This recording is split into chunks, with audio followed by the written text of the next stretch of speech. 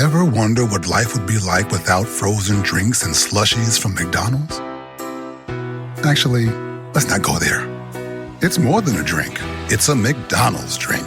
Get a medium frozen Coca-Cola or Fanta for $1.59. Goes great with a fresh beef quarter pounder with cheese or crispy chicken sandwich. At participating McDonald's for a limited time. Fresh beef available at most restaurants in contiguous U.S. Not available in Alaska, Hawaii, and U.S. territories. Thank you for coming on in. And, Eulelio, what's happening? Where have you been hiding lately? The lovely Judy Wheeler has arrived, everyone. Mr. Man, Mr., otherwise known as Triple A on Mystery News. Good to see you. And who else we got here? Marty Burback is here. Welcome. The lovely Jennifer Hawkins. She will tip her cowboy hat to you. Or cowgirl hat. Marty McFly, oi to you. Kevin Berry, nice to see you. Thank you for coming on in. There he is, everyone. Tired of ramen, a.k.a. Derek. This man is the conductor of the Woo Train. There he is. Look at that. Woo! Absolutely. There he is. You know he's excited for this one. Star A, what's happening? Nice to have you here. J1, you're looking lovely tonight. Thank you for joining us. Really do appreciate that. And I think we are pretty much good to go here, everyone. So sit back, relax. We got some R. Keith right now. Well, in like 5 seconds.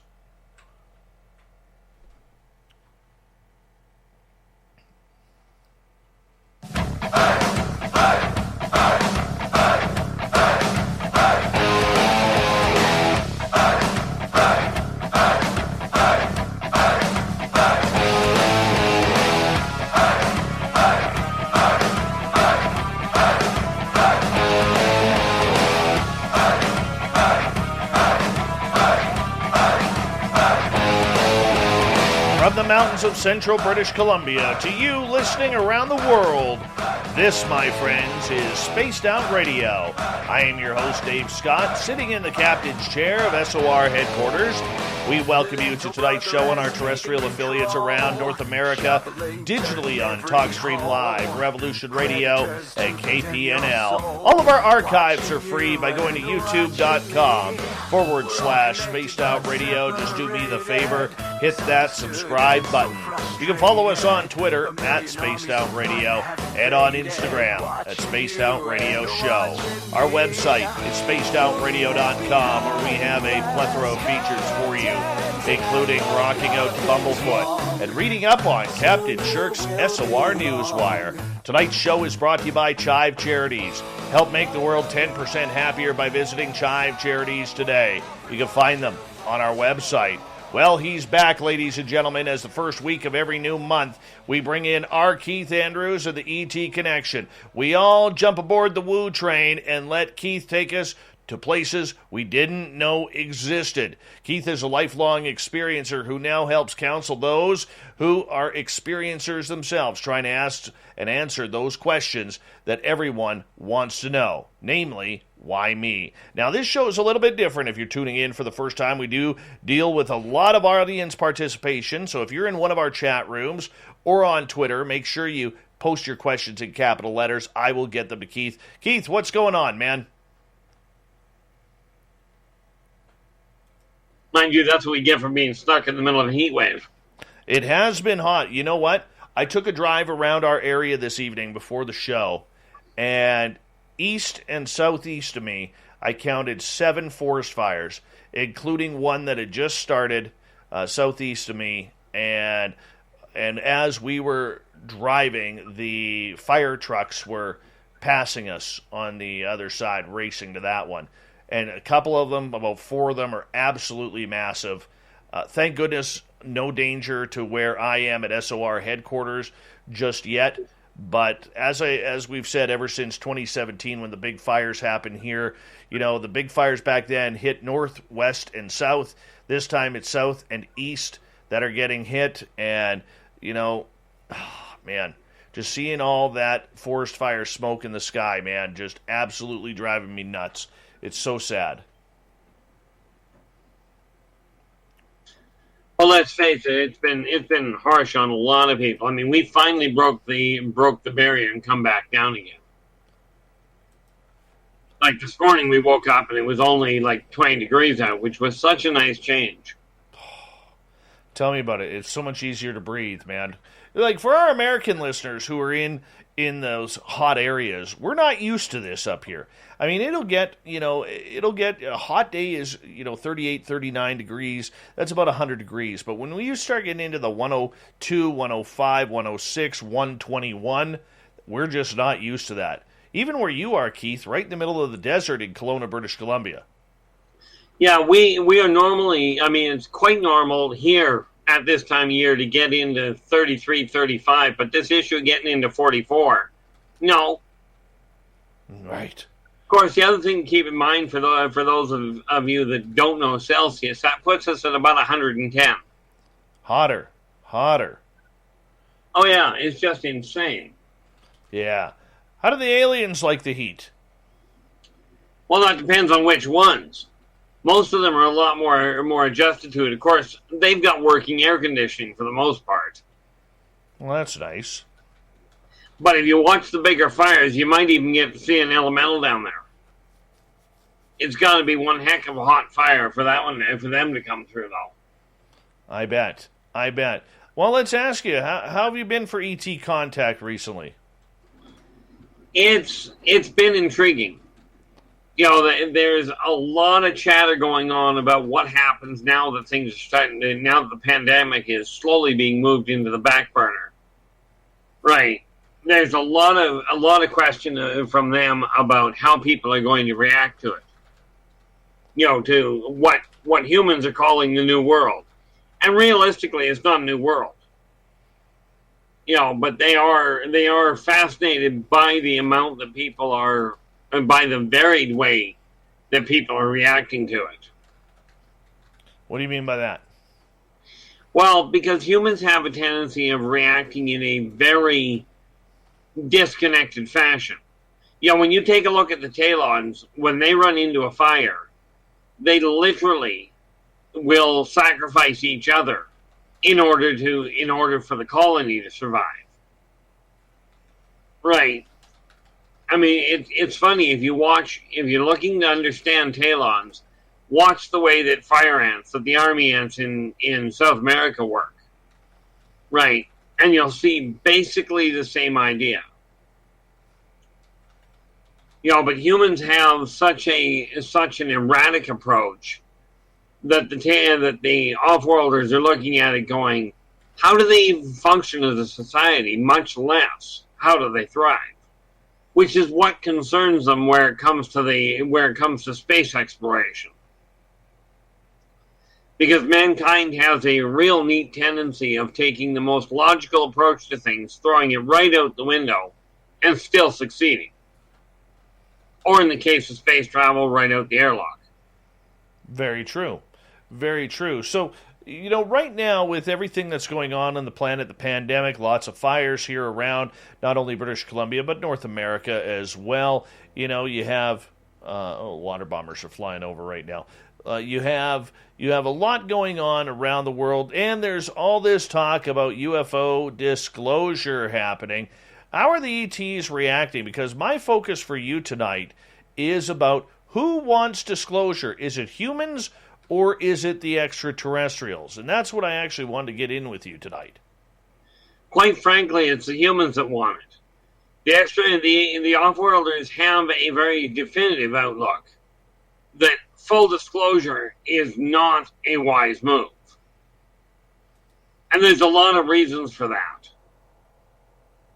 Okay, but their biggest concern is that human society has evolved in such a fashion that acknowledging the off-worlders would in all likelihood create a staggering amount of cross-current.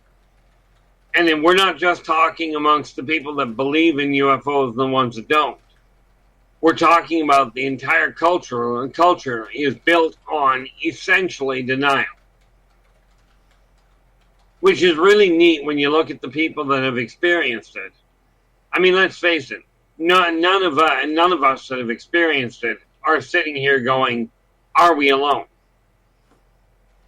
Right. But the off-worlders are looking at it going, the one complaint that I get from a number of them, especially the Chitauri, which aren't actually off-worlders. But the one argument I get a lot of is, how can humans sit there and say that we as reptilians, as the umbrella group, want to take over the world, want to bother wasting time with the political system. I was talking to one of the military advisors, and they went, if we wanted to take over their political system, why would we bother infiltrating it? Why not just wipe out the leaders and just take over? According to them, the way they put it was the whole idea of infiltrating a political system in order to take a planet out just doesn't add up to a whole lot of functional time. It's a waste of resource for them.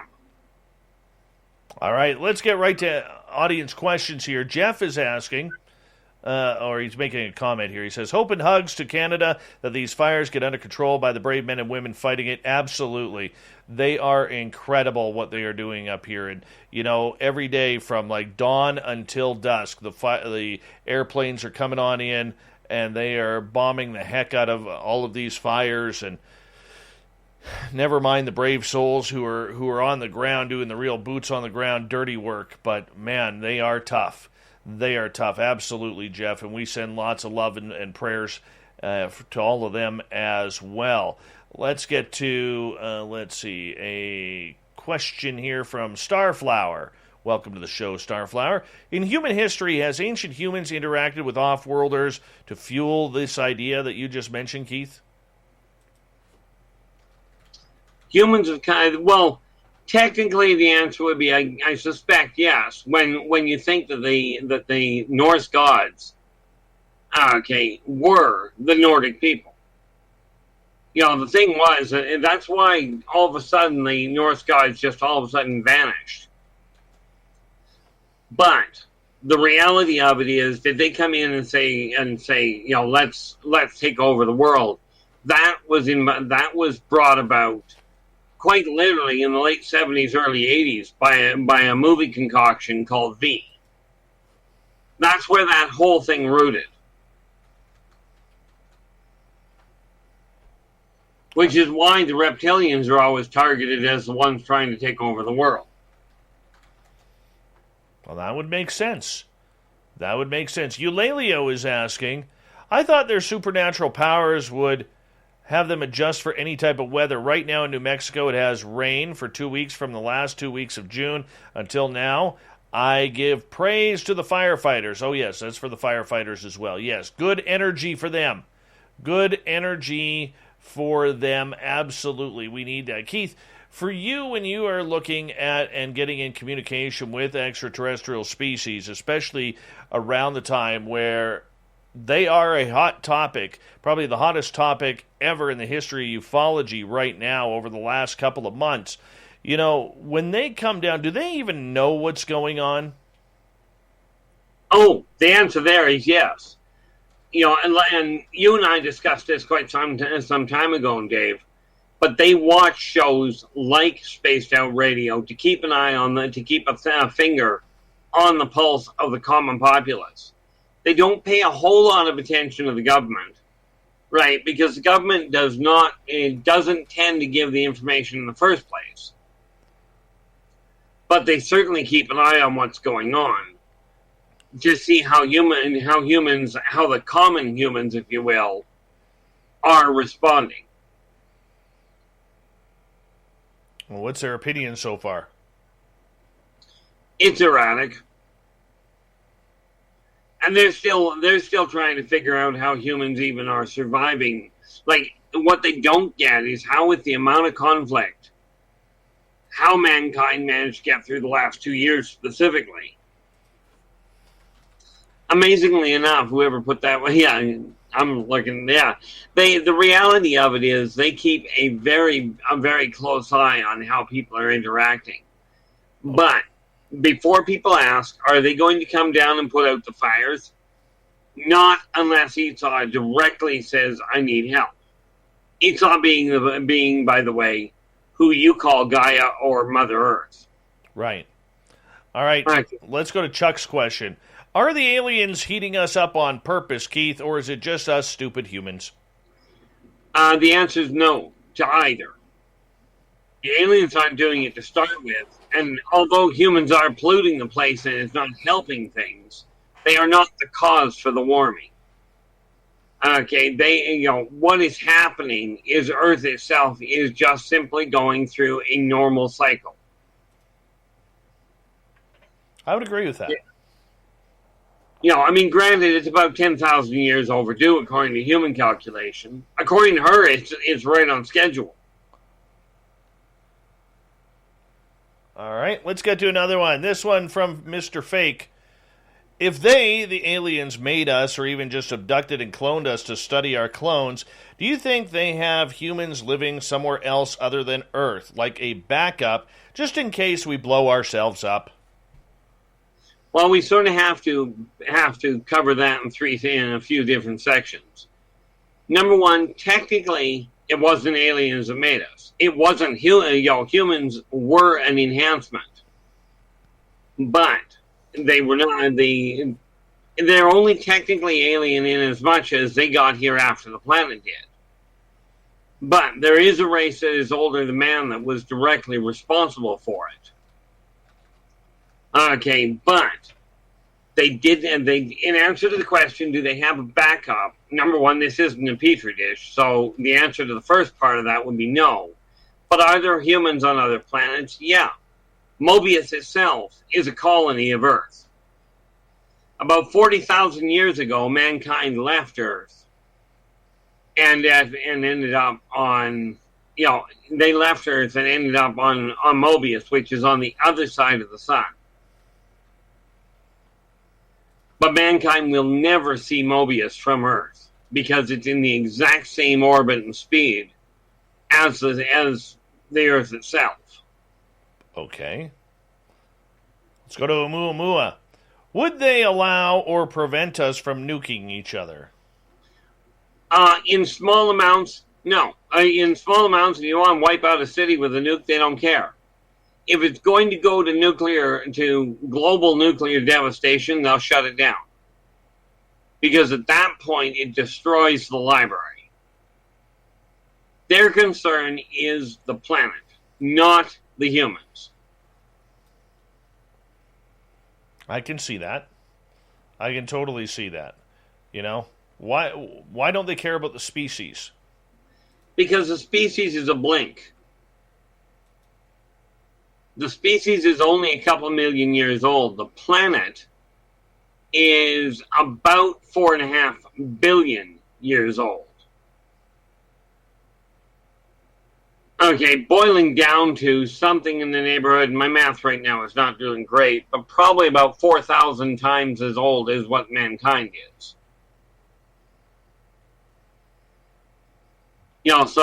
So man doesn't really matter to them from that standpoint. I mean, it matters in as much as humans are the caretakers. But if the caretakers decide to commit suicide, other caretakers will evolve. And until then, the off-worlders will step in to help. Kind of like in the old days when the king was killed, a steward would step in to take care of the crown prince until the crown prince got old enough. True. YJ is asking, is the warming because our magnetosphere has dwindled? Partly. Okay, again, that's part of the standard cycle. The magnetosphere actually, it does fluctuate. And as it weakens, it ends up turning around. Like as the magnetosphere weakens, the temperature rises. But what ends up happening is that then the magnetosphere restabilizes itself and the temperature drops back down to a functional level. Ironically, it's actually the negativity that humans are building that is causing more damage than the pollution. All right. I would agree with you on that. But I also agree that every now and then Mother Nature gets really pissed off at us and decides to, clean house, so to speak, a little bit. Oh, absolutely. Yeah, that's what I think. All right. Absolutely. Joe, who has very nice hair, is asking, are the Mobians aware of us? Absolutely. I've seen them come by periodically. Oh, They actually have regular visits, if you will. do you invite him in for tea? No, I don't like tea. Coffee, but I'm just not a tea drinker, so I don't keep the stuff in the house.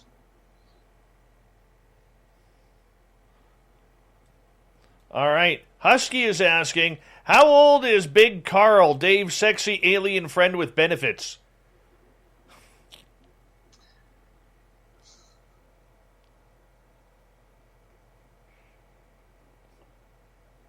How old's Carl, Keith? If I remember correctly, I mean, I don't usually bother with asking them how old they are, but I believe he's pushing about 2,500 years. Oh, nice. He's an old bastard. He is. And he still hasn't figured out he's supposed to follow the rules. When's he coming back? I'm getting a little tired. Not getting any action. That is an excellent question. I like it. I'm hoping you'll answer it because I kind of need that to make a radio show here. That's something I'm gonna have to see what I can do about pulling that off. But that just means I got to make a trip out to Zeta Reticuli and see if I can undo what he did. You pull away, buddy. You pull away. I said it just means I got to make a trip out to Zeta Reticuli and see if we can explain exactly why he did what he did. I'm sure he'll figure it out. I'm sure he will. Minister Elaine, who we absolutely love and adore around here, she is asking, who are the aliens that Admiral Byrd encountered? Ever wonder what life would be like without frozen drinks and slushies from McDonald's? Actually, let's not go there. It's more than a drink. It's a McDonald's drink. Get a medium frozen Coca-Cola or Fanta for $1.59. Goes great with a fresh beef quarter pounder with cheese or crispy chicken sandwich. At participating McDonald's for a limited time. Fresh beef available at most restaurants in contiguous U.S. Not available in Alaska, Hawaii, and U.S. territories. Summer's here, and it's time to treat yourself at Torrid. Whether you're headed to a barbecue or back to work, Torrid has it all for summer and beyond. Shop our life-changing bras, sexy swimwear, bombshell jeans, and softest tees ever.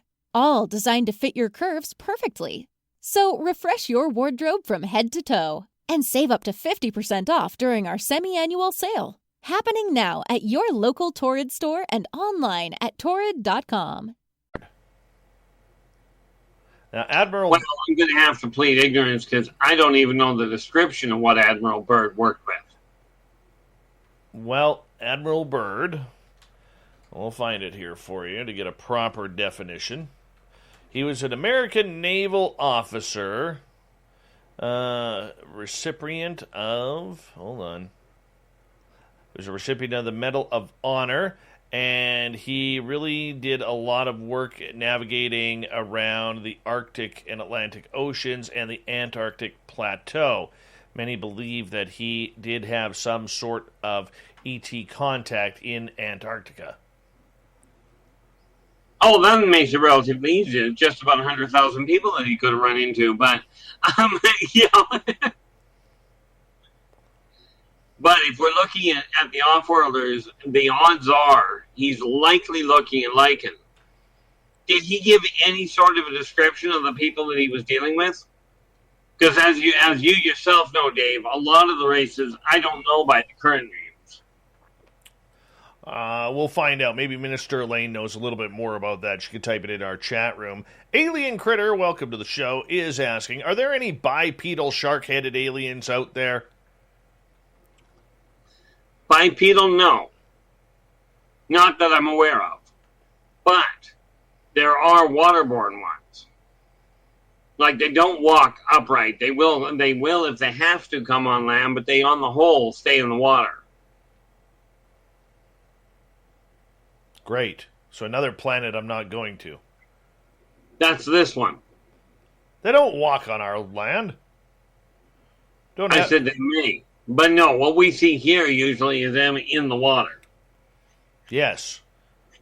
Yes. All right. We got time for one more, 30 seconds here. Let's go to Mennonite Abe, who is asking, do aliens play video games?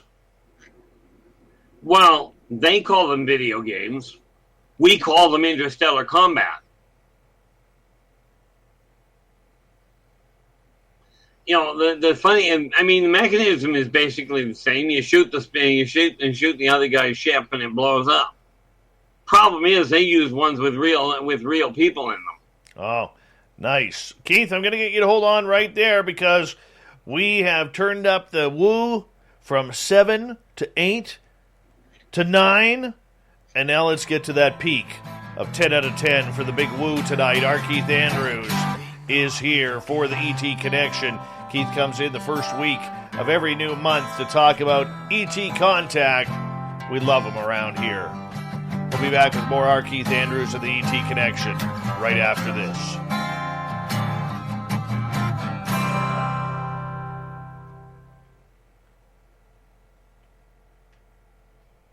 Solid start so far. Yeah, it's an interesting. Yeah, I mean, I love the interaction we get. Me too, man. Me too. Let's see what I'm missing here. That'll be our next question right there. If you could do 6 or 7 lines of blow with an alien race a few times a week, which would you choose? Why? Do they like to party hard? Oh, God, I'll let you answer that one during the break and not during the radio show. Which aliens are you doing blow with, Keith? I won't touch the stuff. I did long enough. I did enough of it on my own. I ain't about to go back to it. All right. Break question. The heart of that question. All right. Let's see here.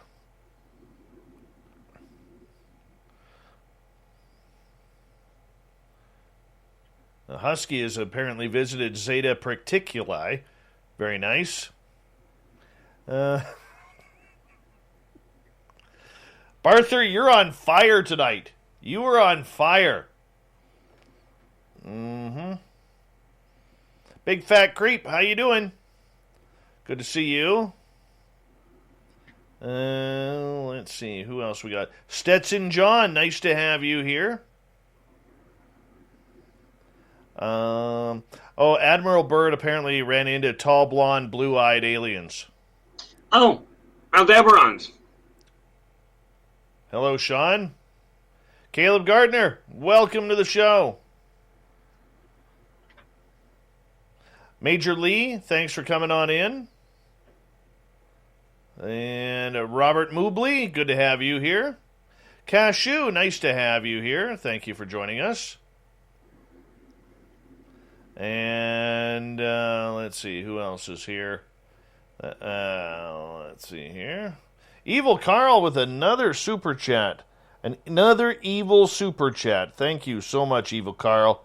Really do appreciate that. Thank you, Michael, for kicking off the super chat tonight. Bonjour, Julien. Comment ça va?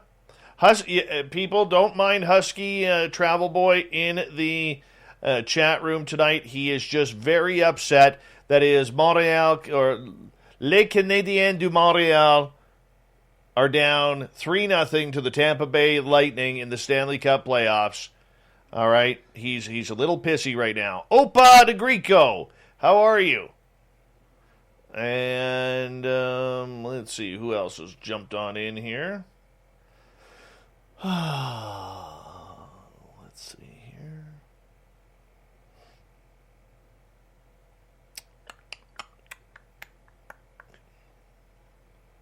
Oh, Lon Strickler, I can't wait to have you on. You're on soon. Let me check my calendar here. Well, look at that. Lon Strickler's on Monday. Look at that. Lon effin Strickler here on Monday. I will have to have my beard in perfect shape for him. Let's see here.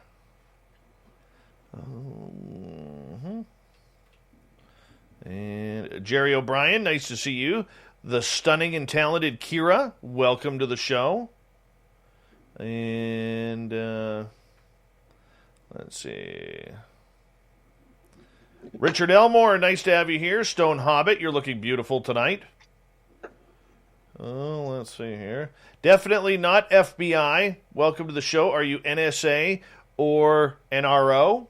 Let us know. Maybe CIA? That'd be kind of cool. Come say hello. Rob Aggs, welcome to the show again. A double hello to you. NP, nice to see you here. North Star, welcome. Well, let's go right back to the top here. I missed some. Everyone, I'm going to tell you right now, I did miss some questions. I did. I apologize. Please, if I haven't read your question, please type your question in capital letters, except for you, Bart. And I will get to them and kind of go from there. As I'm scrolling on down, making sure I'm catching up. No, Bart, it's not true. It's not true. That's bad. Bad Barther. You know, just because your team forgot how to score goals, don't take it out on me, man.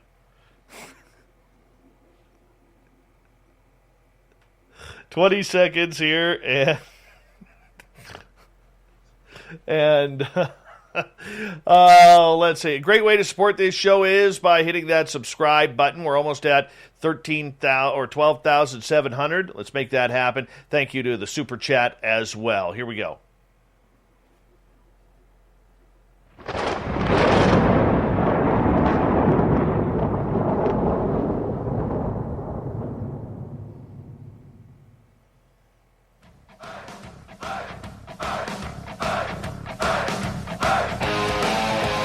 Second half hour of Spaced Out Radio is now underway. My name is Dave Scott. Appreciate you tuning us in wherever you are on this beautiful planet we call Earth. I want to remind you that if you've missed portions of this show or others, check out our free archives by going to youtube.com/Spaced Out Radio. Do me the favor, hit that subscribe button. Our website is spacedoutradio.com, where we have a plethora of features for you, including rocking out to Bumblefoot and reading up on Captain Shirk's SOR Newswire. Follow us on Twitter at Spaced Out Radio and on Instagram, Spaced Out Radio Show. We continue on with our Keith Andrews and the ET Connection tonight. We're going to go straight to audience questions.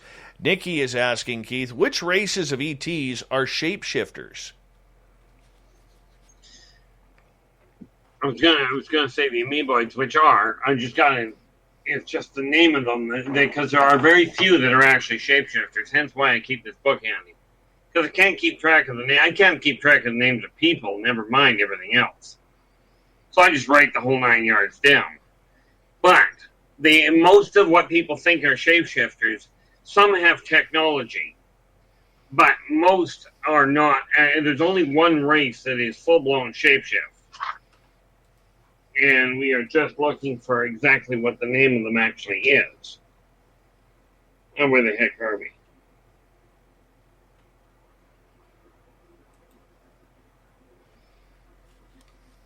No, that won't work. Yeah, I would love to give you the names right off the top of my head, but unfortunately that becomes a bit of a problem for me half the time. And I wish I could give you a definite. But I'll keep looking for that, and I'll give you the definitive answer in a minute. But they are essentially 160-pound amoeboid, meaning they don't have a physical body.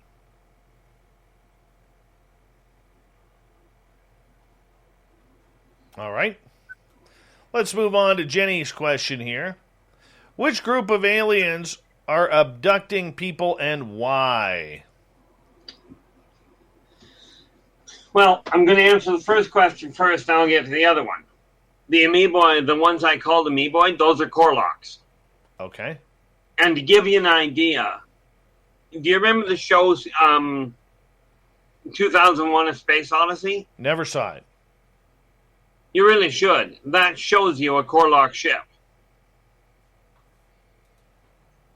Well, but the answer to the other question they were dealing with, as far as which race is abducting humans and why, well, which race isn't would be a shorter list. And the why is just about as varied as the number of different scientific search pods that they've got out. It's kind of like asking what are humans researching in the medical labs. You know, they are going after everything from evolutionary modifications to societal implications of an atmospheric alteration. Although I will tell you, the Martokians are not happy with certain things that are going on right now. You know, humans are talking about colonizing Mars, which is kind of along the same lines as saying, let's go invade another planet.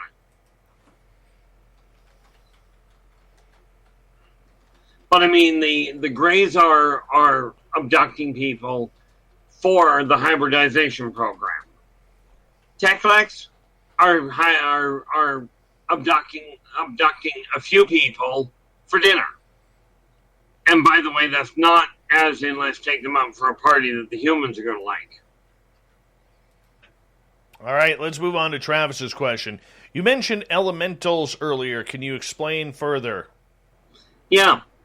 Elementals are another race that literally are made up of the elements. There are 3 types of elementals. Earth elementals, which have a tendency of causing earthquakes or attending the area when they happen. Okay, then you've got your fire elementals. Well, fire elementals are living fire. And you need a pretty fair-sized fire for them to show up.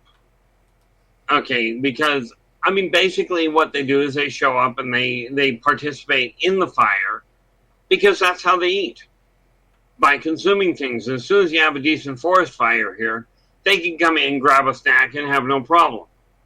You know, nobody worries about them because they come in, they're right smack in the middle of the fire. Everybody gets worried about the fire itself. The elemental comes and goes as he wants. You know, and then, of course, you've got your it depends on who you ask, whether they're water elementals or they're air elementals. Okay, but they're both the same element. So it sort of depends on the density of them at the time. Like, you'll find, like, especially when you get into the, like, your little dust devils and twisters, quite often that's an air elemental popping into the area just to take a little look. Right? Or you get into the water spout, the little water spout, same idea. It's called rambunctious children. Valro is asking, which alien race is from around Catalina Island in California, and are they flying the trans-medium craft?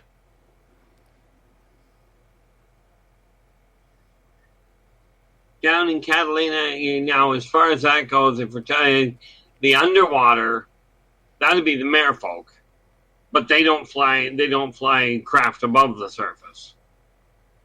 Okay, you might be looking at radio command, depending on which ships, because there's a few different ones down there.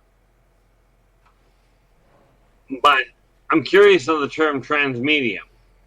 That's what they're calling shape-shifting craft. Okay. The government is, the U.S. government. Oh. That's the Mechlanoids. The Mechlanoids. And they are literally, and the craft, by the way, are not craft. They're Mechlanoids. They are mechanical shapeshifters. Are they piloted? No. A little hard to pilot something. It's kind of like asking if your arm is piloted. Okay, so they're transformers. More than meets the eye. For lack of a better way of putting it, yes. Are they Decepticons or Autobots? That depends. Are you going to shoot at them and ask them if they're friendly? I'm not doing it. I'll leave that for Uncle Dale and his power stash. All right. Starflower is asking, do aliens have social media accounts on their planet and on Earth? How does it work if so? First of all, as far as social media goes, it depends entirely on the race. But on the whole, it's not a social media. It is simply a global or a ship-wide network. Okay? Because what they do is they deal with biomagnetic source coding, which means essentially it's kind of like thumbprint, right? The moment you log in, you don't have an account any more than in Canada we have a SIN.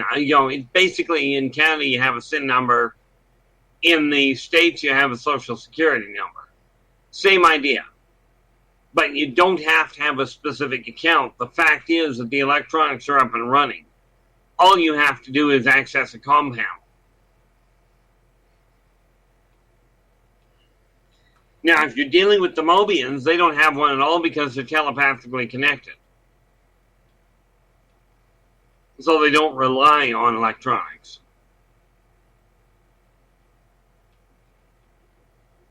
All right, let's move on. Let's go to Michael's question.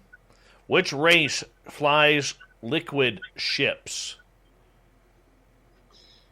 Well, we do know the Odina can, or not the Odina, rather, the Korlock can. Okay, but your elementals are more often than not the ones that he's referring to. Oh, and which ones are they now? Trying to remember what the heck they're called. There is a race that actually, they don't run a liquid ship, they grow the dang things. But what people are calling liquid ships, the Mechlanoids, again, you might mistake it as a liquid ship, because it adjusts to form depending on what the atmosphere is that they're dealing with.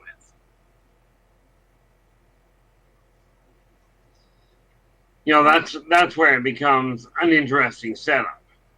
See, the Archon as they evolve are living ships, but they're not liquid.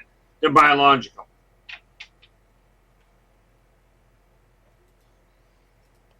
Uncle Dale is asking, please describe the mass media or entertainment media of the various races. The simplest answer is biomagnetic holographic interface. Basically, the easiest way to look at it is if you watch any of the Marvel shows that show you Iron Man, what they depict on Iron Man, that is essentially the way their computers work, with the added advantage of you can redesign the computer on the fly. Okay. And they use that for communication? Do they have their own Channel 7 news team on board? No. You see, you don't require a news team when you're completely linked with the entire population via the network. So they have their own ANN, Alien News Network. Well, they don't call it alien because you got to remember they're from there. Okay. But again, humans have a news network because humans can't get like most people in Canada can't just pop over to Australia and see what's going on. Right. In many of these races' cases, because of the way their entire network works, all you have to do is just log into your local toaster and you'll know what's happening in the south end of the world. Travis is asking, can you please explain what elementals are and what they do? Now, that would take a very long time. Well, give us a break here. We got a few minutes. In a nutshell, elementals are entities that do not have physical form. They are composed of the basic elements and semi-elements, much like Earth. Okay, as in air, water, earth, electricity, magma, shadow, light. I mean, these are all different types of elementals. And they interact and reproduce just like, I was going to say just like. At FedEx, we're making carbon capture research our priority because Earth is our priority. Our goal is to be carbon neutral by 2040. We call it Priority Earth. FedEx, where now meets next. 15 minutes could save you 15% or more. My dad used to say that. Sure, yeah. It's from Geico. Yeah, whenever I would ask my dad for life advice, he'd sit me down and say, son, 15 minutes could save you 15% or more. And look at me now, a well-adjusted adult with a drawer full of plastic bags I'll never use. Okay, I'm confused. Was your dad a licensed Geico agent? Nah, he was just a real good dad. Geico. 15 minutes could save you 15% or more. Everything else of that caliber. Basically, sorry, I believe it's called mitosis, if I remember correctly. As in, they don't have partners. They literally simply replicate. Like the Corlock. When the Corlock reach a certain age, they simply split.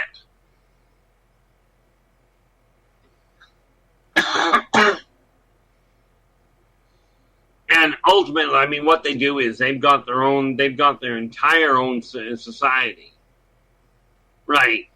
But they are basically, they run most of them on a matriarchal society, except the combat side of things, which is done on a patriarchal basis.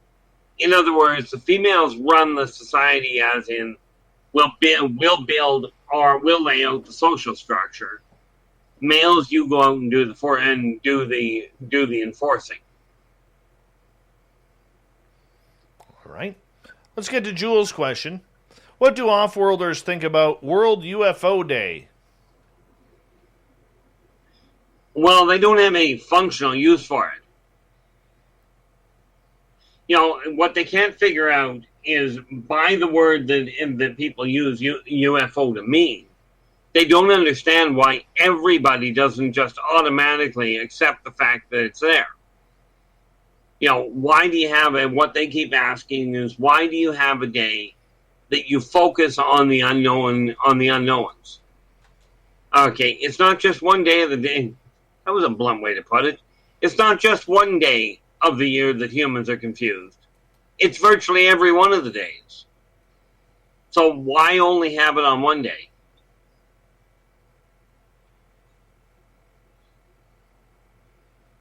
You know, I mean, there are some races that look at it going, well, if there's a reason, I mean, the dwarven race, which is not off-worlder, they're ancient race. But like they say, if you're going to have a day to have a party, why only have one? You know, why not make it 365? Yeah, you're still going to have to work during the party days, but where's the harm in that?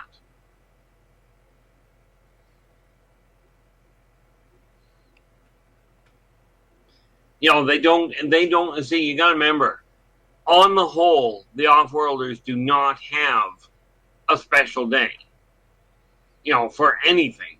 Like some of the different races in different areas have a celebration because of conquest that happened or because of some major celebration, major breakthrough that they made. But that's localized. That's not on a global thing.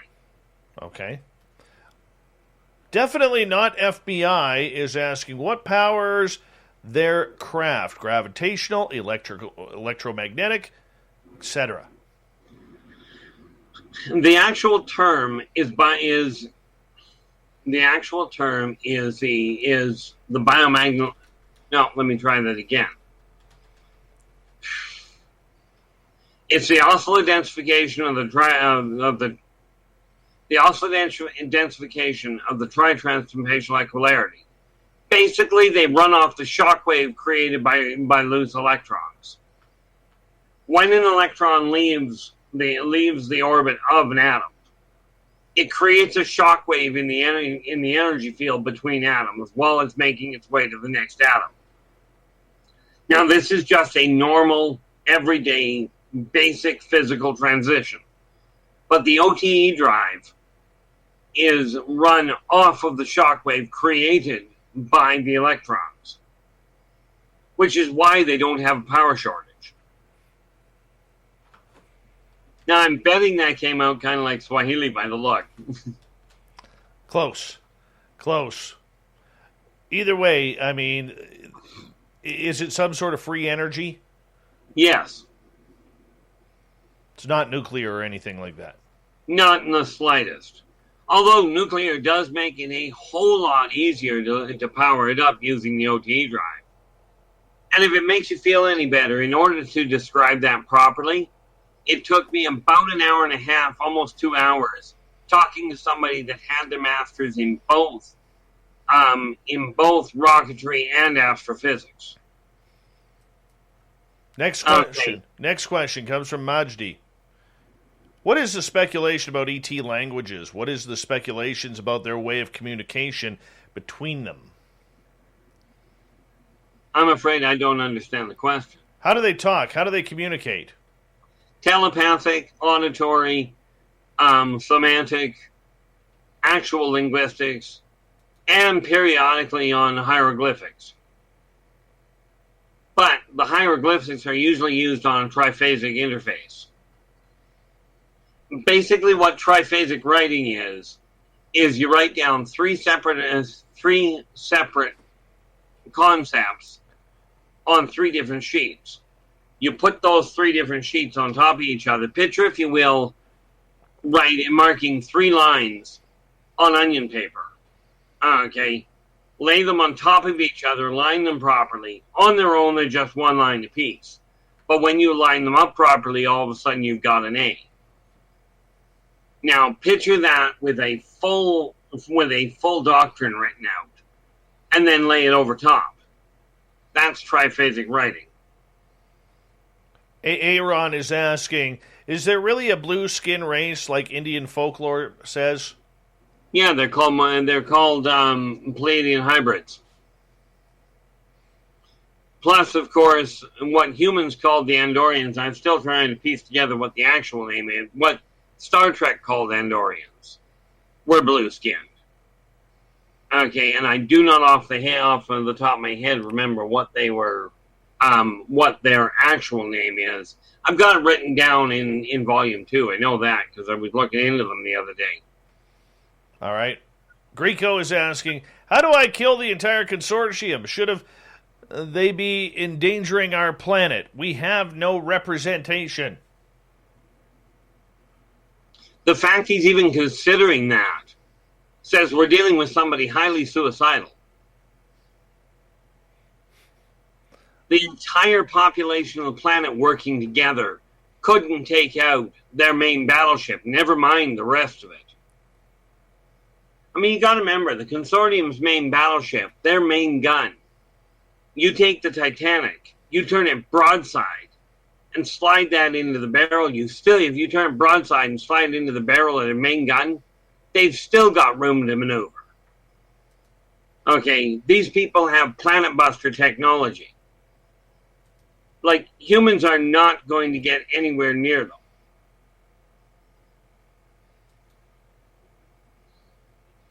All right, let's move on. YJ is asking, what species of aliens are translucent or use translucent blue light saucer craft? Quite often the Pleiadian hybrids will use them. The light blue is simply because of the wavelength. It's not technically the color they bother with.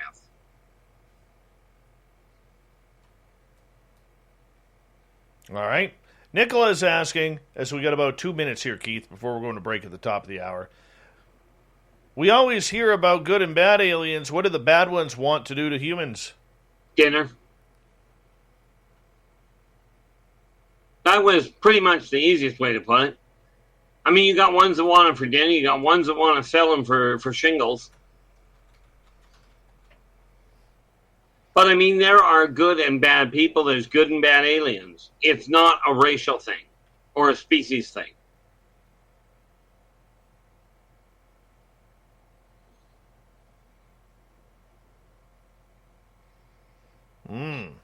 I mean, you cannot effectively take any one race, one species, and go, they're good or they're bad. I mean, even with the Teklek, they ended up in a civil war because they did not agree with their own leaders' doctrine on what to do with Earth.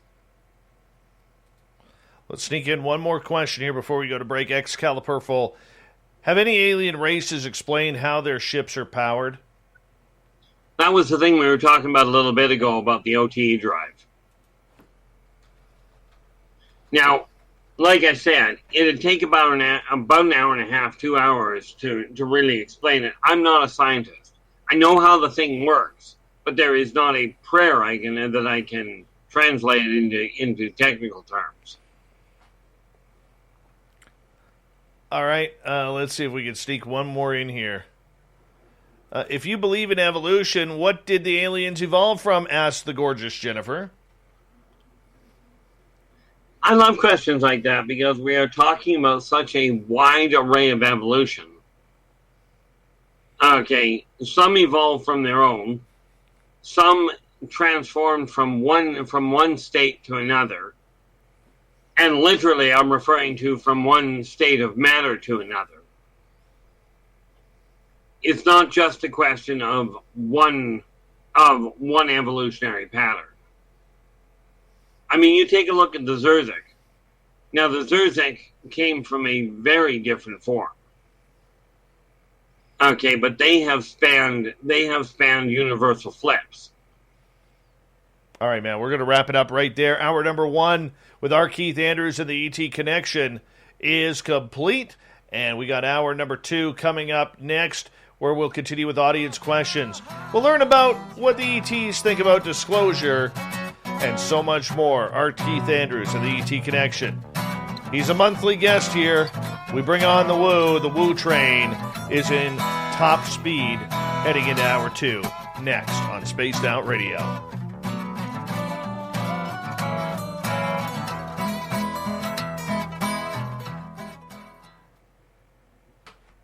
I almost died laughing at Barther's question. Can aliens touch their toes without getting a mouthful of their own prick?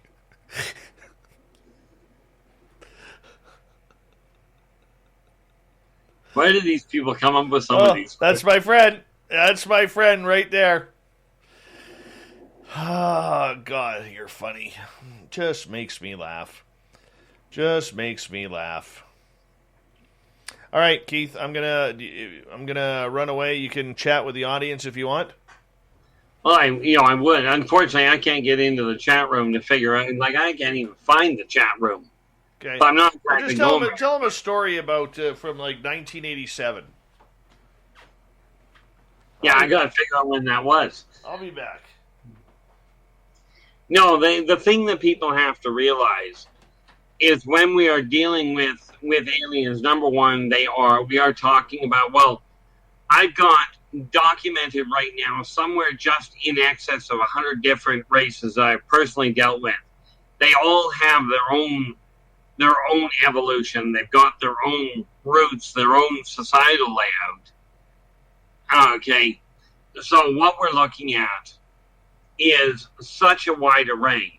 Like when we start talking about the idea of reptilians doing anything, you got to understand there's at least a dozen different reptilian races that I can think of right off the top of my head. Okay.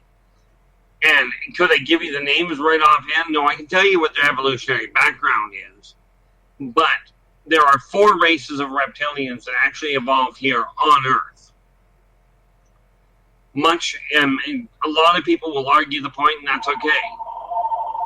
And on that note, I'm going to walk away for a second because I have to deal with this.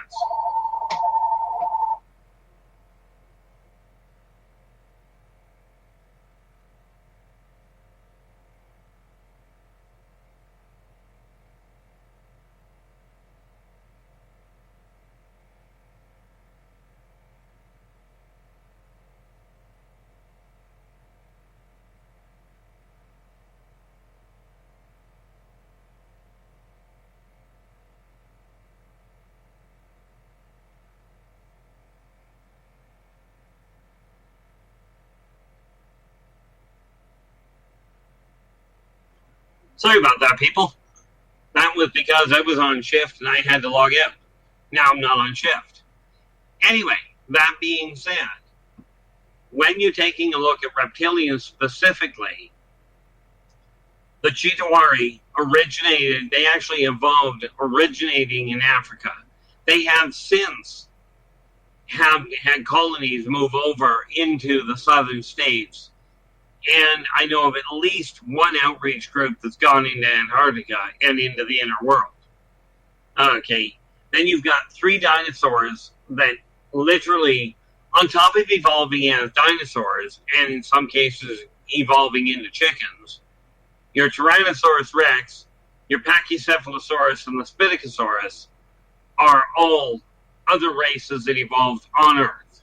And if you're looking for them, you'll have to go inside. You'll have to go into what people call inner Earth or Middle Earth. Okay, that is ultimately what you're looking at. Now, as far as the number of different evolutionary paths, we got to remember that we are talking about races that have evolved over literally tens of millions of years. We are not talking about children races. Humans are only about 2 million years old from the beginning of their evolution to now. Okay, and mankind is only just barely getting their head back on straight. Now, this is the third that I'm aware of. This is the third time that mankind has made it into outer space. About 40,000 years ago, they had world peace. Those people are the ones that colonized Mobius. Okay. Now, when we go back into ancient Greece, it was supposed to be such a backwards place and so technologically stunted. They had air travel, as did the ancient Egyptians. Okay. Had they lived a little longer, they would have made it into space. They made it into transportation, but into aerial transport. But they didn't make it into outer space. Now, of course, Rome was a lot more evolved than what they would like you to think, than what they would like you to know.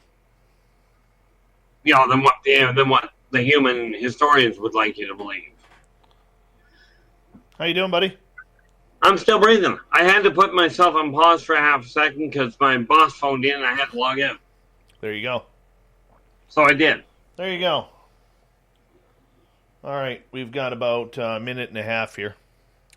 Big thank you to Jeremy, Evil Carl ×2, and Michael for the awesome super chats. It's a great way to support this show on a nightly basis. Thank you to all of our new subscribers out there. We really appreciate your time. Thank you.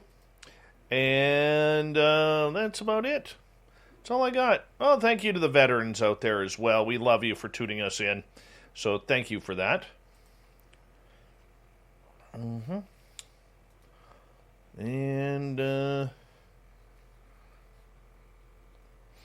we got about 20 seconds, Keith. Okay. One of these days I'm going to have to figure out how to actually get into your chat rooms because I have never been able to find them on the first one ever. If you go to the right of the screen, there's a little box that says comments.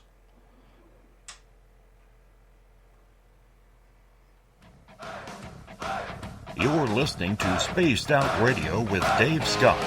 Follow Dave on Twitter at Spaced Out Radio and on Facebook, Spaced Out Radio Show. Here we go with hour number 2 of Spaced Out Radio tonight. My name is Dave Scott. Thank you so much for joining us. We really do appreciate earning your listening ears.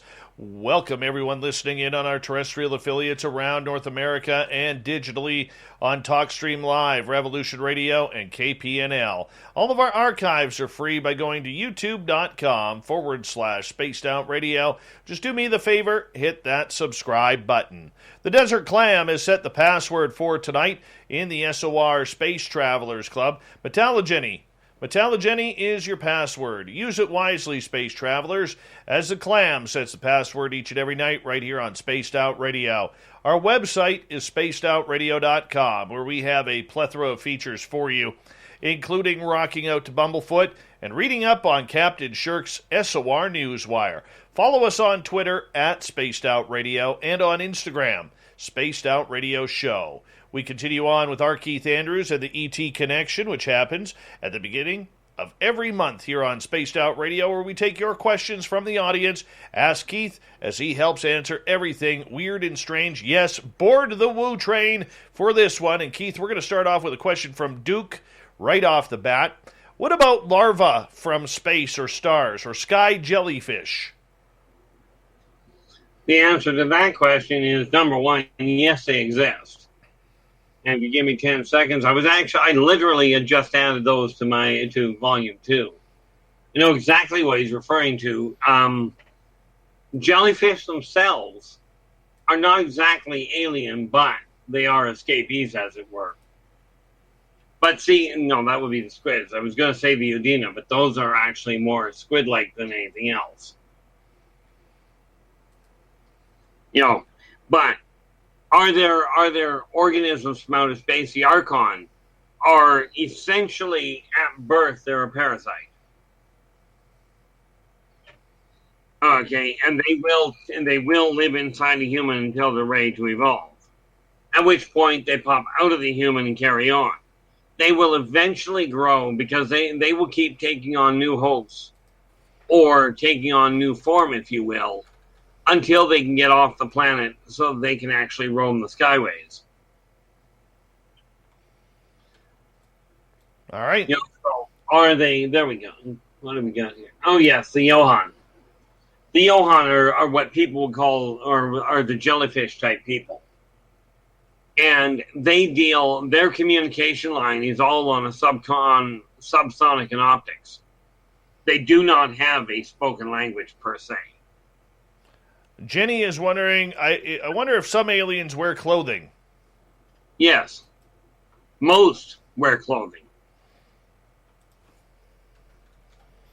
What's with their tight bodysuits? Try that again? What's with the tight bodysuits? Usually it's because of an atmospheric adjustment. Like, especially when you look at people coming from low ground. Okay, the bodysuits are actually designed to keep them contained.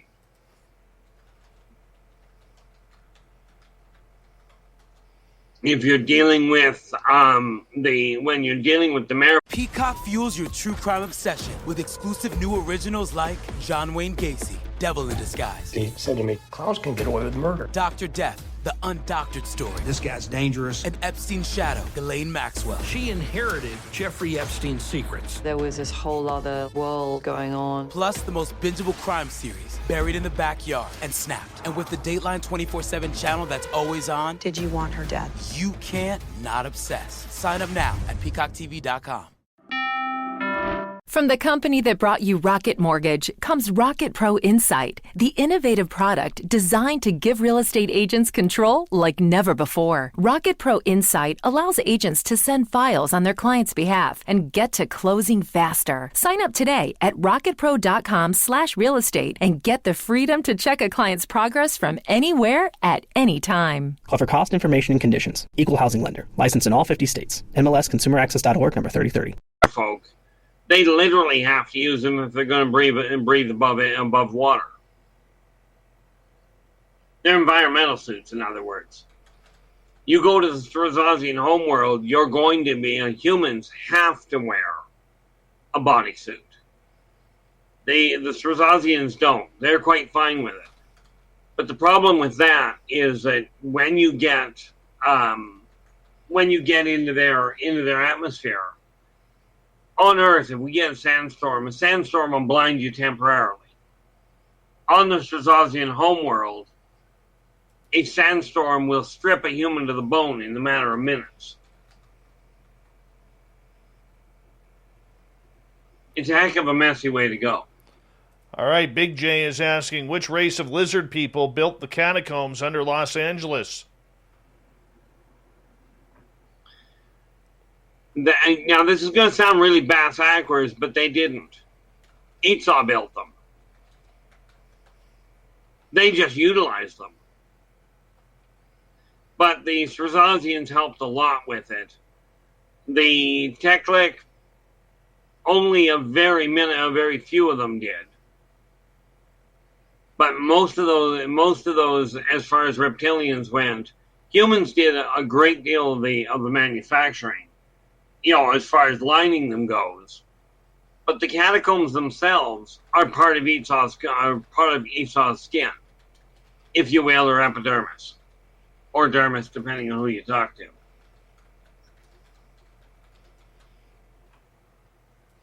That's what I was looking for. Open-minded Clarity wants to know which race are responsible for the cattle mutilations seen across the United States. There's a few of them, and oddly enough, I'd be inclined to say humans are part of the problem. Okay, but that being said, you will find the Teklik are known to do it, but they do it because they're after a very specific delicacy. Okay, they get in trouble when they take too many humans, so they found a substitute.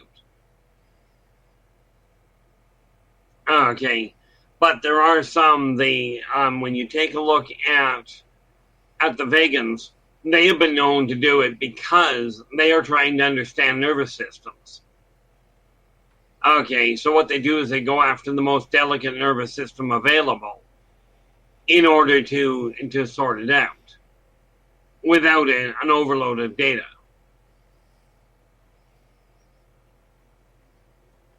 And of course, if you look at the Muldocs, well, frankly, they don't do shall we say, a clean job of anything.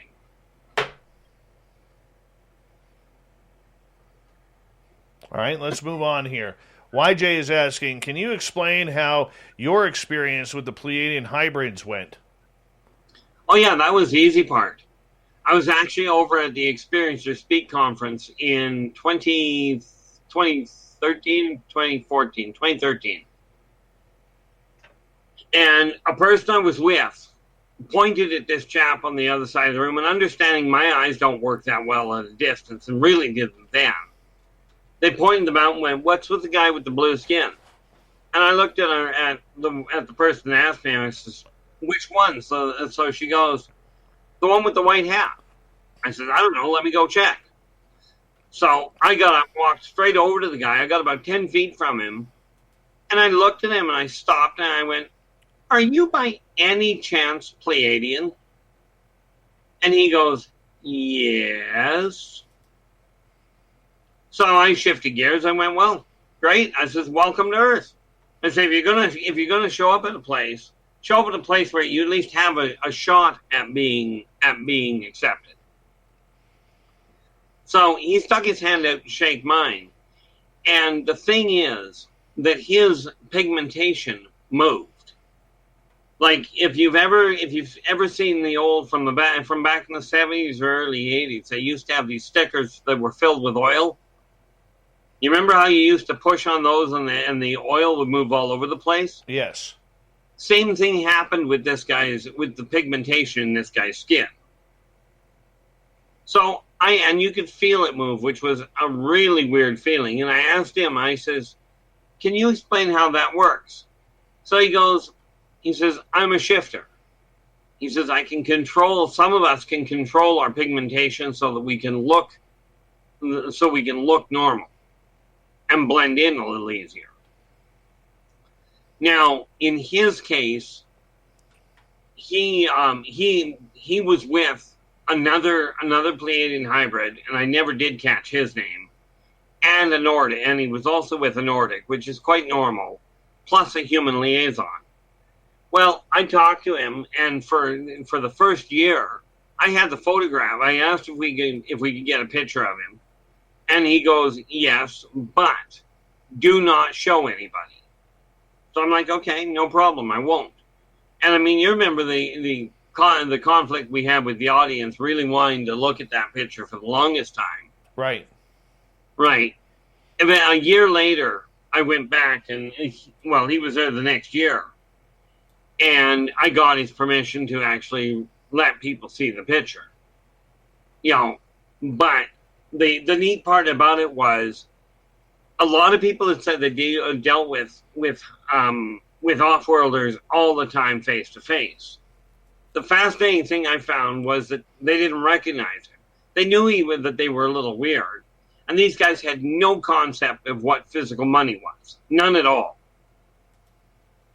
So the next morning, when we started talking down in the conference, people were saying, "Oh, did you see these guys?" And I'm like, "Yeah, I got a photo of them." It's like, "How did you do that?" I said, "We asked." Right. So we showed the photo to the people that were at the event. But when I started doing the research, well, before I did the research, when this chap left, we were in a conference room inside the hotel. You had to go from the conference room to the lobby and then outdoors. I watched these 4 people walk out of the conference room halfway across the lobby, and they literally dematerialized. Okay, right in front of everybody, they just faded out of existence. Now, this was such an event that even the guests that were not at the event were asking the hotel owners who the blue people were.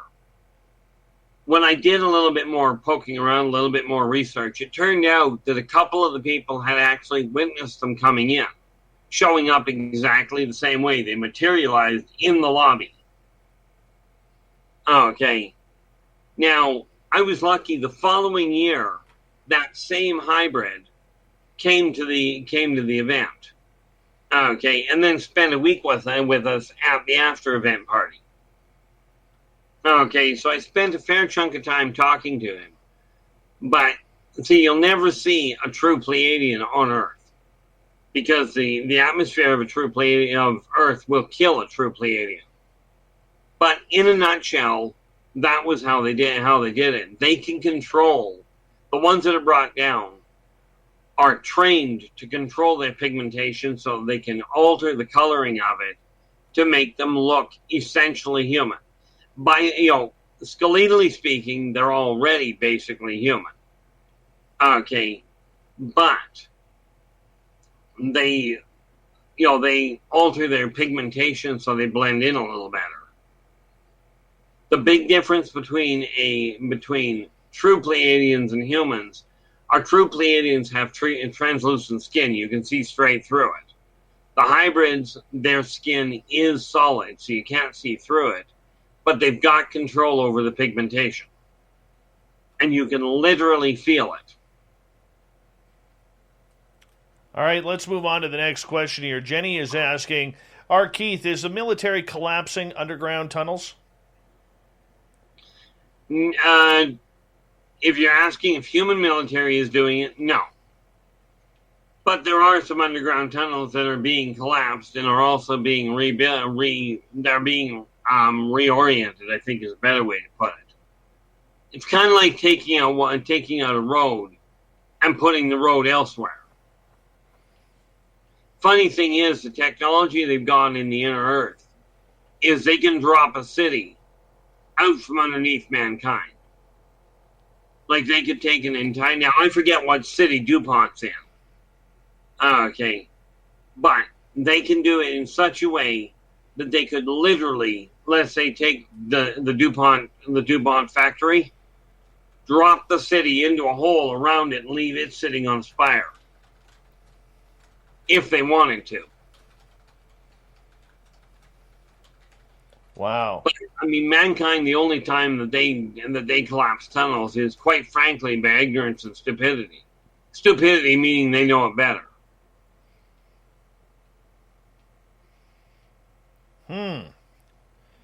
That's a cute thought. I like it.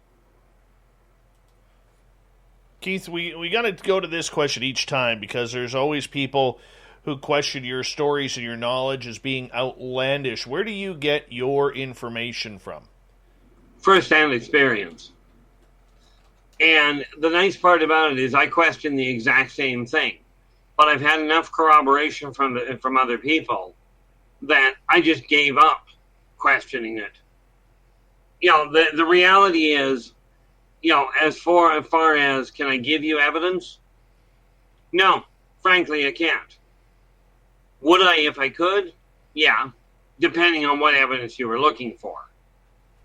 Okay, but unfortunately, all I've got is physical evidence that other people have seen that I have never bothered taking photographs of, and I'm not about to give reports to anybody or names about anybody that's seen any of it. It's just not going to happen. Unfortunately, yes, I realize this all sounds fantastical, and I've long held that my life is more science fiction than it is reality. Okay, but do I have physical proof? No.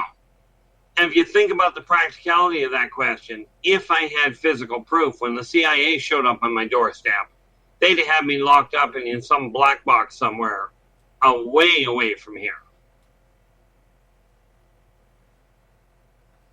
That's just the way that humans would operate.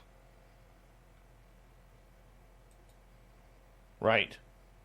Right. So for you, and for people who don't know you, I know you better than a lot of people who are listening to this show. You write down, you catalog everything that you are shown or given. Everything that I can, yes. And this is why many of the people, when people say, do you know this race? And they'll rattle off a name, and it's like, I don't necessarily know it by that name. We had somebody in here, and I forget what name they had given me. I wrote it down for reference point, but they asked me about it, and it had to do with, as it turned out, it had to do with the Wara.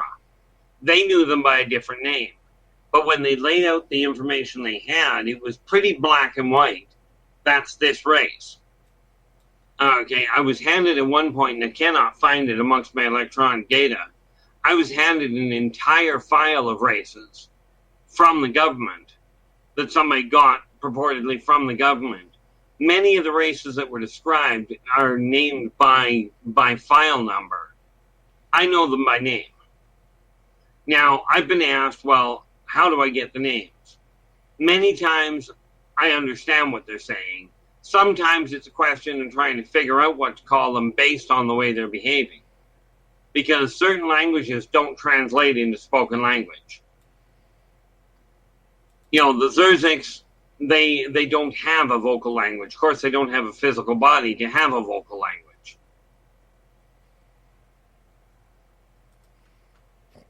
Makes sense.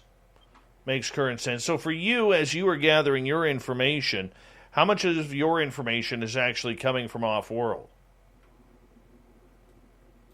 That depends on your definition. See, the reason I say that is because when I'm dealing with, for instance, the Swazian race, okay, most of it comes from off-world because I went off-world to get it.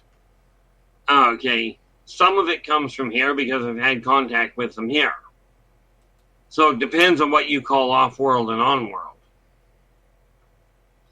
Okay, when we're talking about the Chitawari, none of it came from off-world because, well, they're not off-worlders.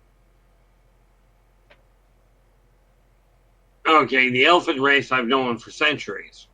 And yeah, I do mean that literally, but then, of course, I've got memories that date back that far. And yes, I did have a very logic-based individual check into the information and looked at the circumstantial evidence, and his conclusion was real simple. He goes, look, you've got enough circumstantial evidence. He says, you're not going to get physical proof, but you've got enough circumstantial evidence for what you're laying out that you could have somebody convicted of murdering somebody where the victim died 100 years before the accused was born. Right? It was actually and this sounds really bad, but it was actually a psychiatrist that discovered the first evidence that corroborated the first evidence of being taken. My father corroborated it years later, re-corroborated it, and verified the whole 9 yards on his deathbed. So no, you can't even talk to him. So much as I would love to be able to sit down and go, here is the physical proof of it, that's not possible. The only physical proof I can give people is when I talk about the speed that I can heal at. You can actually go to Penticton General if you've got the clearance to get the information. They've got records of me healing a broken bone that they had to bolt.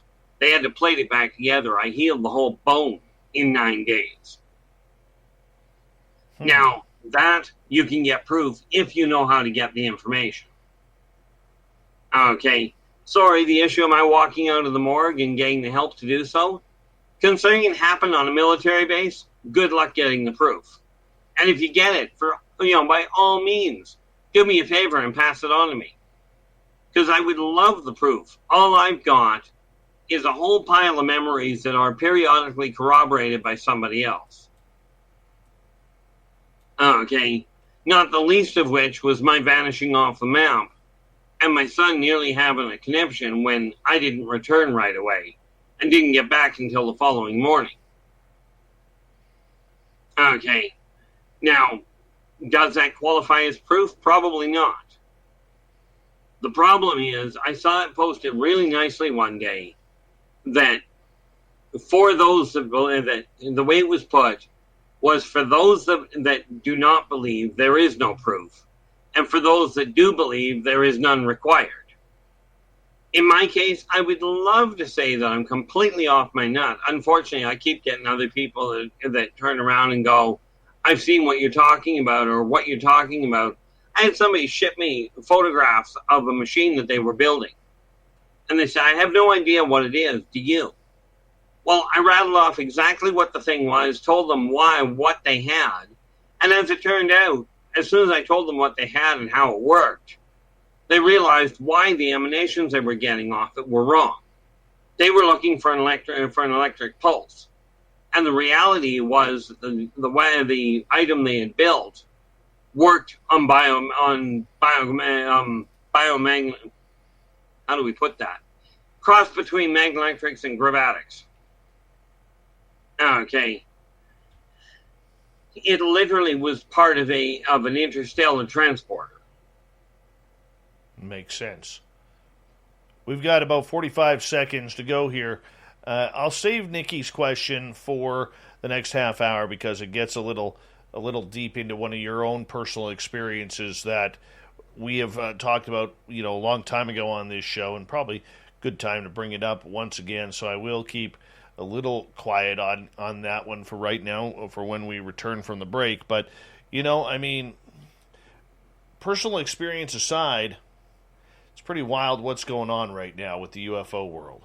It really is. And, the one thing that we always say is try and keep an open mind. You never know what's coming. You never know what is happening. And right now, the way everything is so up in the air, we don't know if we're going up, down, sideways, left, right, center. It's a UFO world. It's all encompassing, all confusing right now. R. Keith Andrews and the ET Connection continues on Spaced Out Radio. When we return, more audience questions, starting with Nikki, when we come back.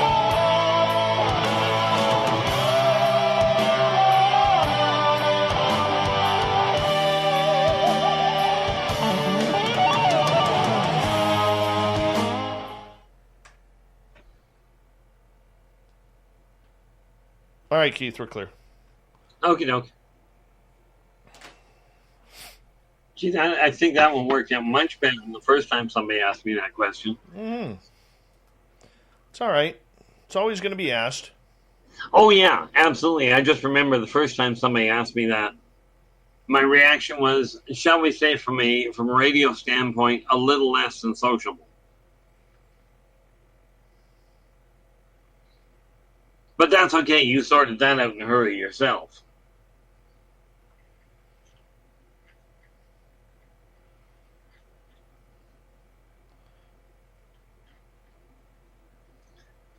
Yes, no wonder I have trouble trying to... And there's the one I was looking for. I'm just going to mark Nikki's question here. I'm going to move this down. See how much I've missed here. Our room's not too chatty tonight. Normally it's like really smoking busy. But then again, it is a long weekend in the U.S., so... There's the gorgeous and talented Kira. Jay Foxhunter, how you doing?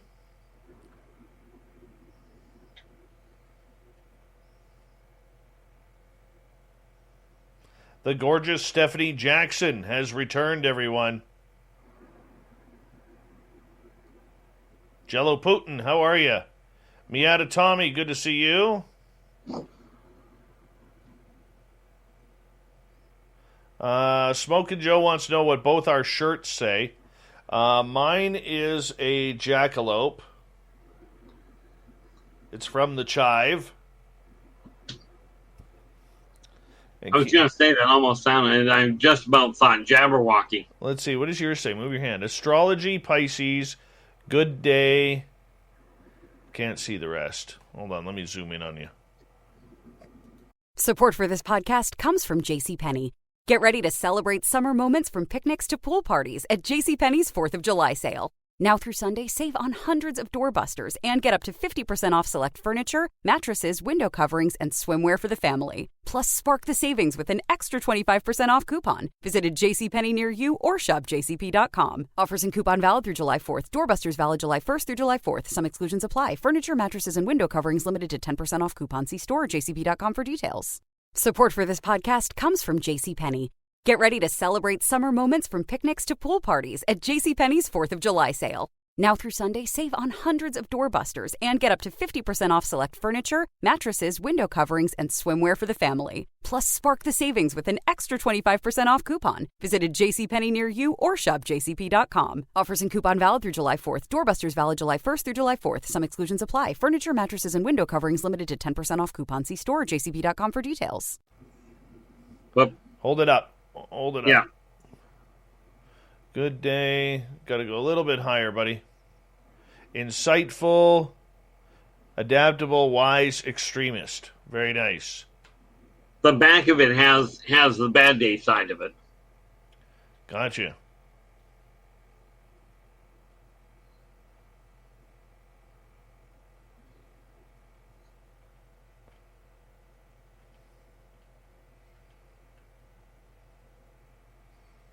I gotta ask, just because I'm now curious.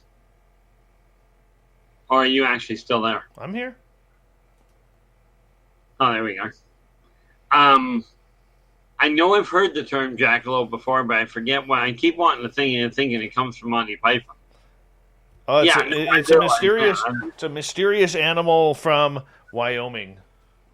Ah, okay. Yeah.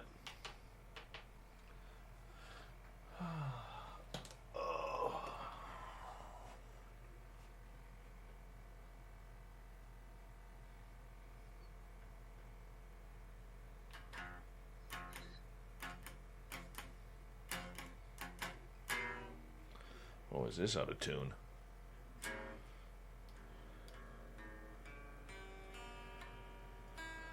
Way out of tune.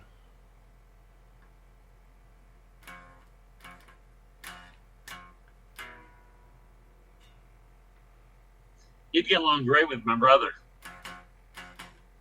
He plays as well. Yeah, this one's so out of tune right now. Well, this won't make you feel any better, but I can't tell. Of course, I swear I'm half tone deaf.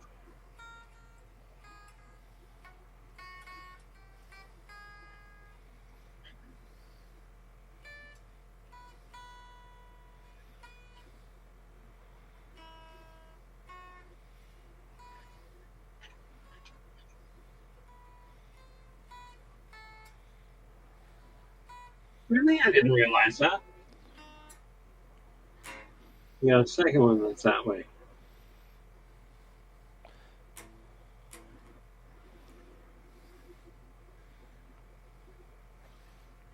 Oh well. Way out of tune.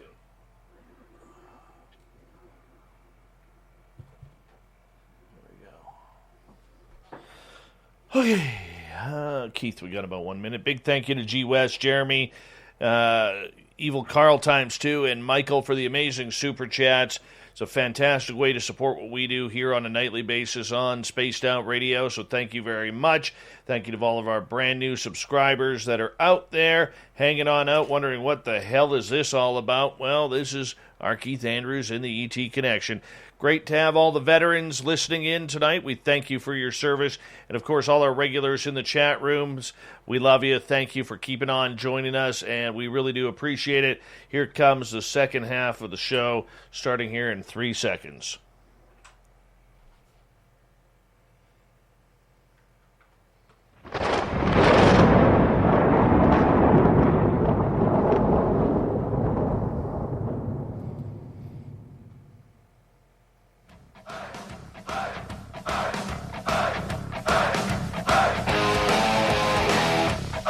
We passed the halfway point of Spaced Out Radio tonight. My name is Dave Scott. Thank you so much for tuning us in. Really do appreciate earning your listening ears. Want to remind you that if you missed portions of this show or others, check out our free archives by going to youtube.com/Spaced Out Radio. Do me the favor, hit that subscribe button. Our website is spacedoutradio.com, where we have a plethora of features for you, including rocking out to Bumblefoot and reading up on Captain Shirk's SOR Newswire. Follow us on Twitter at Spaced Out Radio and on Instagram at Spaced Out Radio Show. We continue on with our Keith Andrews and the ET Connection, which happens at the beginning of each month here on Spaced Out Radio, where we really rev up the woo train and get Keith, our conductor, hanging on out, driving this thing to wherever it needs to go. Keith, we're going to start with a question from Nikki here. Please talk about what happened when the U.S. government agents talked to you and tried to take you. Well, I can't swear that they tried to take me, because they certainly didn't do much of an effort on it. But they showed up on my doorstep looking for me by name. So I'm like, okay. And they asked if they could talk to me for a minute. I went, yeah. So I asked them if they wanted to come in. They said no, they wanted to go elsewhere. So I took them down to Tim Hortons. I figured it was coffee. What the heck? Went down to Tim Hortons, and the woman, when she showed up, told me she wasn't affiliated with anybody. So I'm like, okay. I mean, she was dressed. Of all the things in June, she was dressed in a fur coat. Now that tells you somewhere where the brains were. Because I don't know about you, but if you know anything about Canada in the Okanagan in June, that is not the time to wear a fur coat. So we went for coffee, and we sat down. And no sooner did we sit down, than I had my back to the wall, and she's sitting facing me. And I said, and I just looked at her. I says, "You do realize we're being watched?"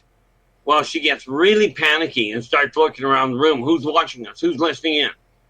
I just shook my head and went, no, not in the room. And I pointed over my shoulder. I says, 2 blocks that way on the rooftop. They've got a shotgun mic. And she puts her hand on her throat, and she literally, it says, I didn't catch what she said, but she puts her hand here and muttered something. And a second later, she goes, are they still watching? I said, no, they just buggered off. So I started, she was asking questions about what I knew about them. So I was telling her, I says, if you're asking me what bases they've got, I said, I'm just plain not going to tell you. It's just that simple. Right. She goes, that's because you don't know. I said, well, have it any way you want it. I'm just not telling you. Right. And so she asked a bunch of other questions, and we got through about 4 hours of this. Well, it was 2 days at 2 hours apiece. And at the end of it, she goes, you didn't tell me anything that my government doesn't know. Now, let's remember that she told me she wasn't affiliated with anybody. She was just up here on research for her own purposes. So I just looked at her, and being subtle the way I am, I looked at her and I says, well, you got 1 of 2 choices. And I'll apologize to anybody listening in ahead of time, because this is not going to be very polite. Okay, I just looked at her and I says, look, you got 1 of 2 choices. You can either accept the fact I'm sitting on information that your government doesn't understand, or your government is stupid. Take your pick. And she goes, you can't call my government stupid. I looked at her and I says, well, 2 things. 1, I'm an English, I majored in English. I learned how. Much more importantly, welcome to Canada. I call my own government stupid. What makes you think I'm going to think any more of yours? And so she ended up, well, she took me out onto a hillside, and I told her I don't go outside and sit around outside for a reason. Well, she complained that I wasn't looking directly at her to talk to her. And I says, I told you, take me for coffee at Tim's and I'll relax. Out here, there is no way I'm relaxing.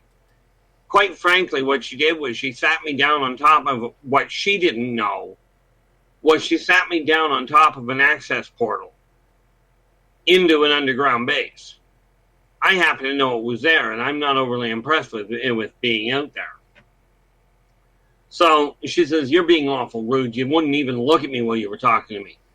I says, no, but you're the one that took me out in the middle of nowhere without any way of getting back here. And I told you I don't relax out here. So if you're hoping I'm going to apologize for it, scrap the idea. Ain't going to happen. And so did they try and abduct me? No. Okay. Did she get annoyed that I wasn't going to give her locations? Absolutely. Okay, and unfortunately, I get the same. It boils down to the same thing of, well, give me proof. See, the funny part about it is the government doesn't need proof. What they're looking for is to find out who knows what, so that they can control the flow of information. And part of the restriction on the information, I can certainly understand, because humans are a fearful race. Okay, they're a fearful species. Now, humans have trouble with color. Can you picture what's going to happen if you see a 7.5, 8.5 foot reptilian burying medieval weaponry? Now, I mean, the Srazazians have a really nice way of doing it. A human mace is about 2, maybe 3 pounds of metal on the end of a stick. A Srazazian mace is the same idea, except the head of it is the size of a medicine ball. So, of course, the CIA was asking me about some of what I'd gone through. And when I started listing off some of what I had seen in the underground bases, she got really quiet, and all of a sudden the conversation came to a close, which was rapidly followed by, you haven't told me anything that our government doesn't know. Now, understand, my run-in with them, it wasn't the American military that I had to deal with. It was the Canadian one. Right. Right. Get you. All right. Nikki's next question to you is, who were you on Atlantis? Who was I? I was one of the rocket scientists up in the tower when Atlantis took off. The only reason I survived that was because 6 other people hit the wall before I did. Tell you, that was a messy day. What do you mean, took off? I mean, Atlantis didn't sink. That's why they haven't found it. They found little outcroppings, but if you look at the Bimini Island, wrecks that they see that they show you, compare those towers that have fallen to the towers that fall on shuttle launch. Okay, what had happened was the locals at the time wanted Atlantean technology to defeat their enemies, and the Atlanteans went, "You're not going to get it." Now, some of the Atlanteans wanted to pass the information on, and as such, they had set up an agreement with the locals to try and storm the front gate.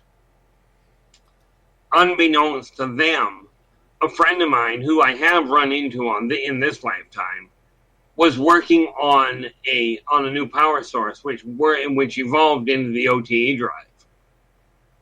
Okay, now he had just barely got it hooked up when there was an explosion. Somebody had crosswired and had sabotaged it.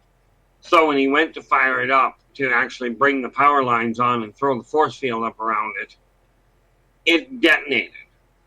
And what ended up happening is the city of what people called the city of Atlantis tilted at about a 40-degree angle, 30, maybe a 35, and just all of a sudden shot to orbit. Well, it did it without any warning. So the people that were walking around on the spires and the walkways ended up falling off. We lost a lot of good people that day. Okay, but the power system that my buddy had actually built, and he had built it without authorization. But the fact he got it running was the only reason we survived when we got to orbit. He didn't survive. He was right at the epicenter of the explosion. And in all fairness, when I ran into him this lifetime, he had carried with him through the next several lifetimes the fear that he had actually destroyed Atlantis. He didn't know Atlantis survived. Now, can I give you a name? No. I can't give you a name from my last life. But I do know I was actually I was one of the rocket scientists that handled the navigation. All right, Nikki again is asking, what do you think would happen if all the abductees were to come together and marching to be heard? Well, number one, they'd be heard. Would it have as big an impact? I would like to think so, because people working together can make a difference. And if they did it right, then at least people would come to the realization that, look, this many people from this many walks of life can't all be out of their mind. Because many abductees come from very well-placed positions. Very well-respected people, and they just don't talk about it, because the moment you do, you get the same question, and no offense taken. I'm doing better at that. The question of, well, where's your proof? Right.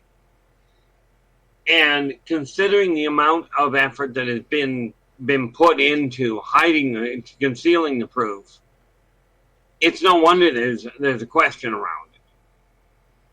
But you get that many people marching together going, we are not alone.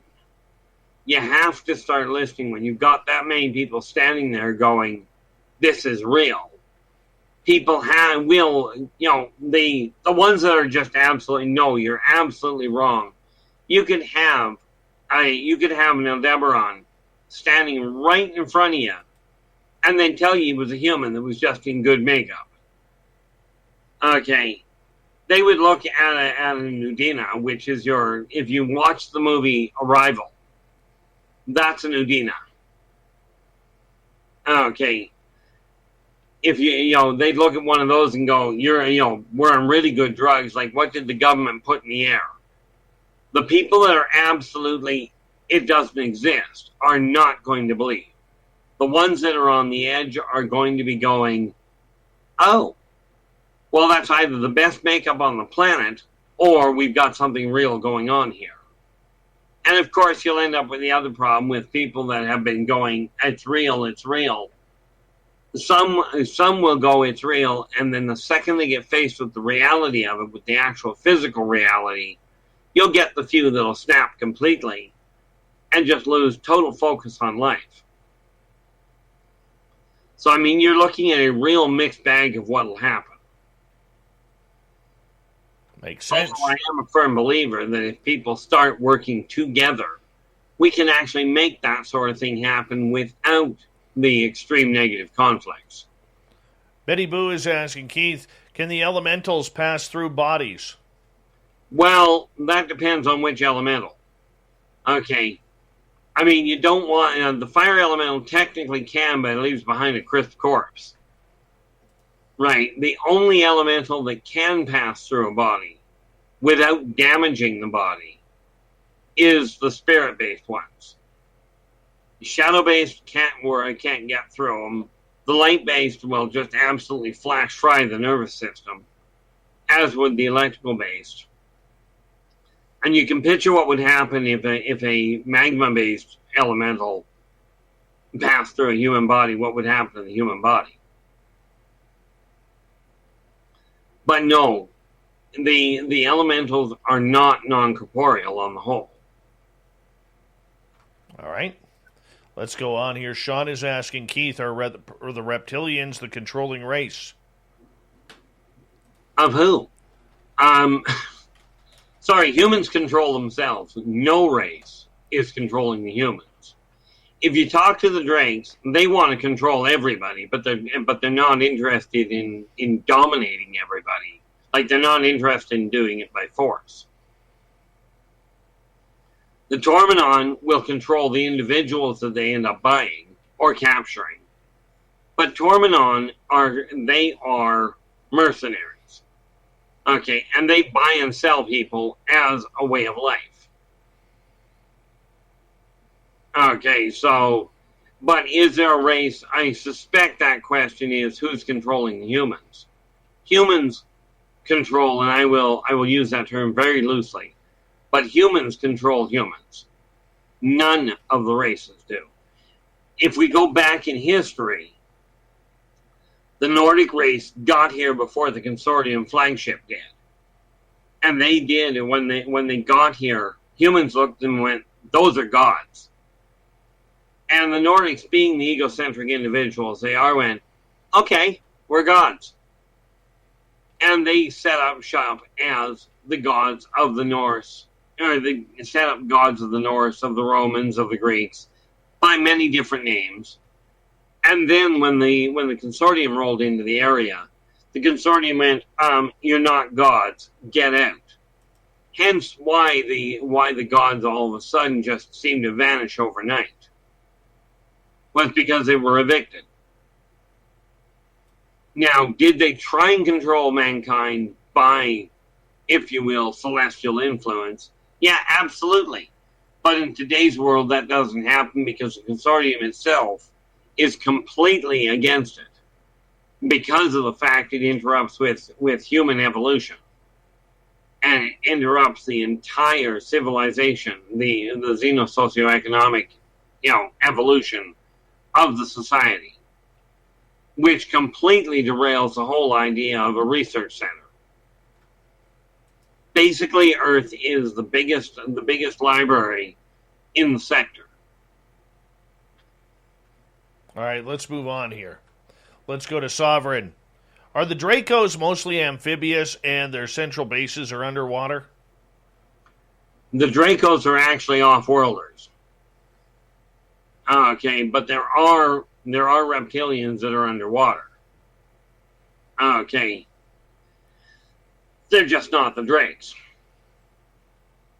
Okay, when you take a look at, I'm just trying to think of the name because there is, I can think of 2 or 3 right off the top of my head. There is, now we were talking about a shark-based reptile, shark-based waterborne, which aren't reptilian-based. But you've got the merfolk, which are not reptilian. Most of what's underwater are not reptilian. But many of them are amphib. Okay, and yeah, they do have, like, the Alphid race. There is a seaborne batch of them, as well as the sirens and mermaids that actually live underwater and have complete civilizations, one right at the base of the Marianas Trench, which is a really neat place to go, but not that easy. Summer's here, and it's time to treat yourself at Torrid. Whether you're headed to a barbecue or back to work, Torrid has it all for summer and beyond. Shop our life-changing bras, sexy swimwear, bombshell jeans, and softest tees ever. All designed to fit your curves perfectly. So refresh your wardrobe from head to toe and save up to 50% off during our semi-annual sale. Happening now at your local Torrid store and online at torrid.com. Bacon Bash, take one. Head to Red Robin for Bacon Bash. For bacon on burgers, bacon on all the things, like the savory sweet bacon jammin' burger. Bacon jam, seriously? Bacon jammin' wings with bacon crumbles. Wings too, is this right? And the caramel and cookie crumb shake with candied bacon. Bacon on a shake, what? Okay, I think we're done. If you need me, I'll be at Red Robin. You forgot to say for a limited time. Red Robin. Yum. For humans to get to. And mankind doesn't have the technology to get down that far yet. Okay, let's move on to the next one, Keith, as we got just over 5 minutes to go here. Let's stick with Sovereign. What are the connections between fungus and aliens and cryptids? Well, number one, they're all sentient. You know, I was just looking at one here. What the heck is it? Sparenocton. Whoop. In other direction. I'm just scanning through my research, and yeah, the Sparenocton are a fungal race. Now, they didn't technically evolve on Earth. Well, there are other Sparenocton on other planets that have taken on slightly different forms. But in the underground, you'll find these little guys wandering around. The Arborians are another if you will, I don't know if you want to call them a fungal, they're a tree race. Okay, they are walking plants. Aliens are various different races. Cryptids, in most cases, are creatures that are not, some of them are alien in configuration, others are hiccups. All right, let's move on here. And Space Cow is asking, can you tell us more about the sky blob thing? I have 11 photos of one.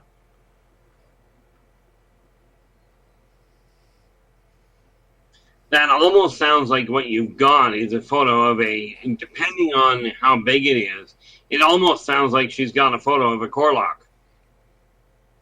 But that would be entertaining to see if she's got a picture of a large one. Usually they're only 160, 200 pounds. Mind you, that 160, 200 pounds can cover an awful pile of area. Now, if she's talking about a cloud formation, she may be talking about the ionization of ship hulls. At which point they pull the atmosphere around them as a concealment fashion. All right, Football Cat, do Canadians celebrate American holidays? No, we have our own. We've learned from our brothers and sisters to the south that we're allowed a day off every now and again, except on a radio show. All right, Sovereign, where do alien monsters reside? More in trees or rocks or boulders? Well, that depends. If you go to Zeta Reticuli, they are the trees or rocks or boulders. Okay, so if they're hiding in them, it's probably because one of the other monsters ate them. You know, if you look at the Wara stay in the trees. Okay, they travel in amongst the trees. Wara are basically a real violent Sasquatch lookalike.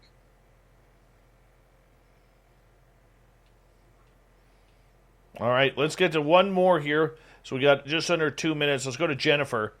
A little dark, but would any aliens you're aware of be suspect in feeding on stress hormones in humans? Example, Lush theory or adrenochrome conspiracy, or is that other? Well, the Shadow Walkers are known to, they actually feed on blood. But yes, there are races that feed directly on fear. If I recall correctly, bingo. The Teleusians actually will feed on fear. Because they feed on modified photonics, and when fear is developed inside a human, it creates a different photoreactive. Okay, and that being said, the Teleusians will literally feed off of that field. Now they don't cause it; they just capitalize on it. Interesting. Football Cat wants to know, do mermaids have peaceful relationships with humans? Sometimes. But humans have this brilliant idea, if they can capture a mermaid, that's a really good idea. In all fairness, it's only tit for tat, if you will. The sea elves used to actually collect humans to try and take them down to study them. And when they started doing that, it was really in front of the humans they tried it with, it didn't work well. Because they take them underwater and they couldn't clue in that humans couldn't breathe underwater. So you can picture what happened. It took them forever to figure out that wasn't going to work. So they developed a way of actually creating an air bubble. Makes they sense. actually, in all fairness, save it, because we got to go to break here at the top of the hour. 2 hours down, we got our Keith Andrews for another 30 minutes here on Spaced Out Radio. The ET Connection. We will continue with your questions when we come back with our Keith Andrews and the ET Connection.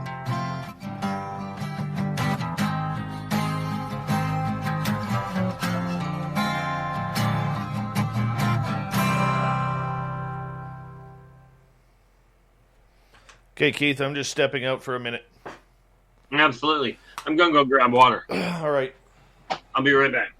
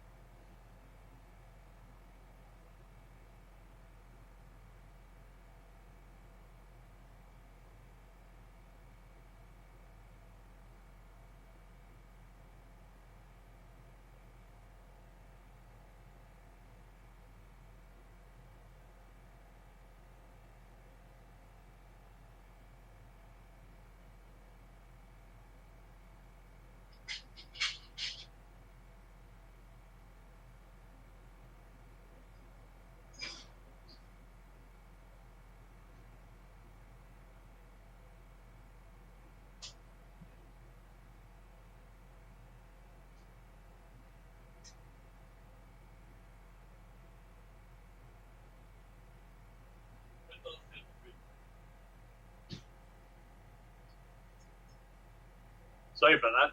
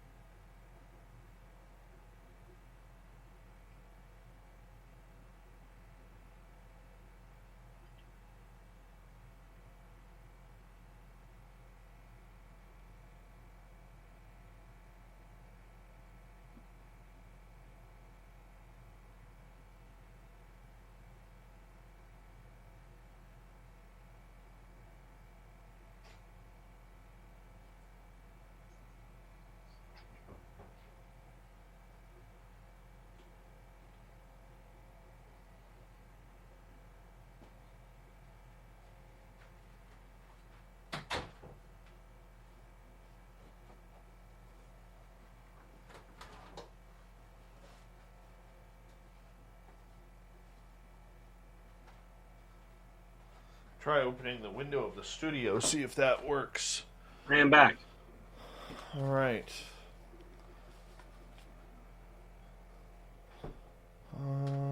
Let's see here.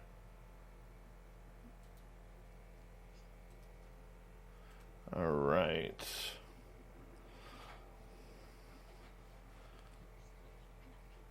All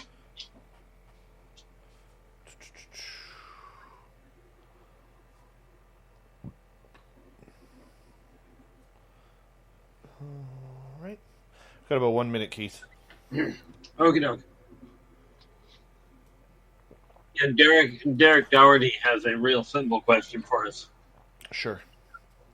Oh, he just wants to know if I'm Canadian. Oh, yeah.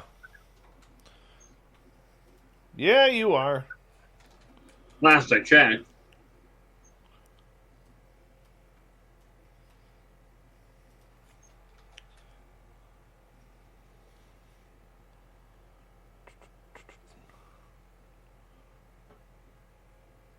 Yeah, it's funny on this system, I can't actually access where to write. I can see the questions, like I can see some of the stuff scrolling up in the chat room.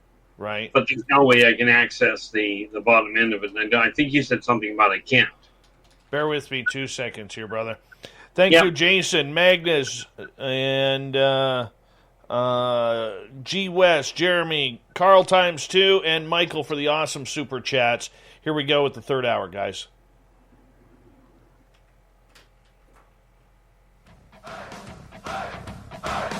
Would you like to connect with us? Head to spacedoutradio.com for all your latest show info. Now, back to Dave Scott and SOR. Third and final hour of Spaced Out Radio is underway tonight. Thank you so much for taking the time to join us. We really do appreciate earning your listening ears wherever you are on this beautiful planet we call Earth. Want to remind you that you can check out our free archives by going to youtube.com/Spaced Out Radio. Do me the favor, hit that subscribe button. Also, we want to say hello to everyone listening in on our terrestrial affiliates around North America and digitally on TalkStream Live, Revolution Radio, and KPNL. Our website is spacedoutradio.com, where we have a plethora of features for you, including rocking out to Bumblefoot and reading up on Captain Shirk's SOR Newswire. Follow us on Twitter at Spaced Out Radio and on Instagram at Spaced Out Radio Show. The Desert Clam has set the password for tonight in the SOR Space Travelers Club. Metallogeny. Metallogeny is your password. Use it wisely, Space Travelers, as the Clam sets the password each and every night right here on Spaced Out Radio. Let's get to it. We got our Keith Andrews for another 30 minutes here on the mighty SOR, and we are glad to have him, and he appears every beginning of the month talking about some weird stuff that we call the ET Connection. Keith, let's get to some questions right from our audience here. And where can we start? Oh, my goodness. Ange wants to know, all the way from Australia, were the Mirror people in Atlantis? More to the point, they were under it. They are not from Atlantis, though. The reason I say they were under it is because Atlantis itself, the majority of it was above water. Okay, so some merfolk were underneath it and had trade relations with them. But, to be clear, the merfolk were not from Atlantis.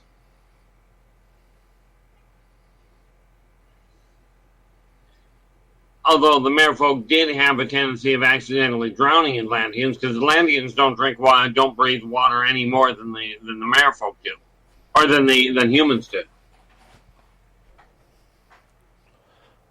All right. Let's find another one here, shall we? Let's see here.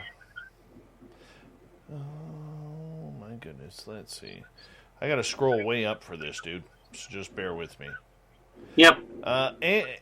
Nikki is asking, where did the Lycans, a.k.a. werewolves, come from? What planet, what solar system? Well, solar system, I'm not entirely certain, but they come from...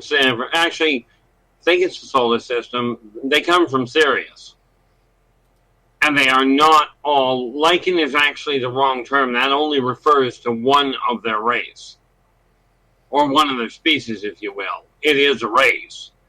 But the ones that are based on wolves are called lichen. But then you also have the ones that are based on the felines, the ones that are based on the bovines, on the sovines. Like, there's a lot of, and the reason I call them lichen, by the way, they are not, it is not a question of them being able to bite people and turn them into one. That is not the way it works.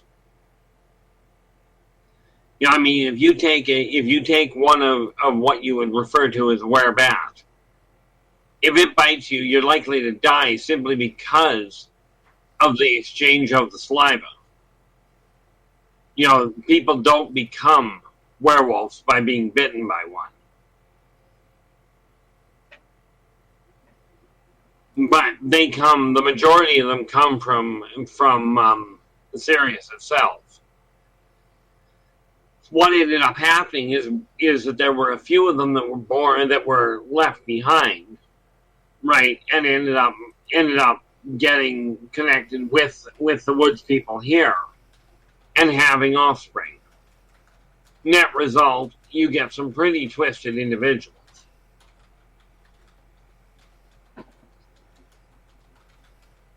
All right, let's move on here.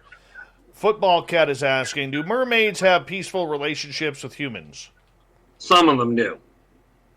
It depends. Like, they usually have peaceful relations with most fishermen. You know, you get the occasional fisherman that is bound and determined they're going to capture a merman, a mermaid. Okay, now there are some of the merfolk that they don't have good relations with. Sirens have a very murderous tendency, and they will draw humans to their death for no other reason than well, it's kind of like humans like fish. Sirens go fishing for humans, and they can get them to crash and end up in the water while they get the fish. Well, they get the humans. All right, Space Cow wants to know, Keith, is there a way for humans to date aliens? Yeah, it's just a little touchy on some of the traditional dating methods. I mean, I would not recommend dating a Muldock, because their whole process of dating a human is just not built to handle it.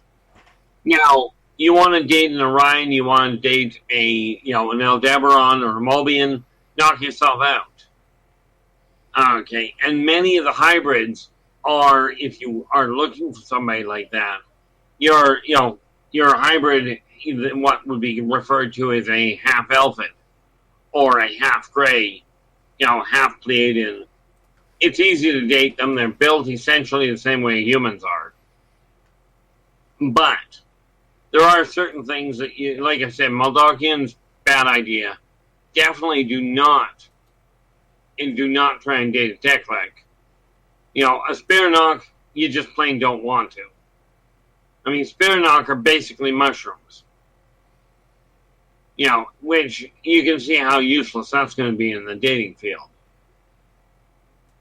I can see that.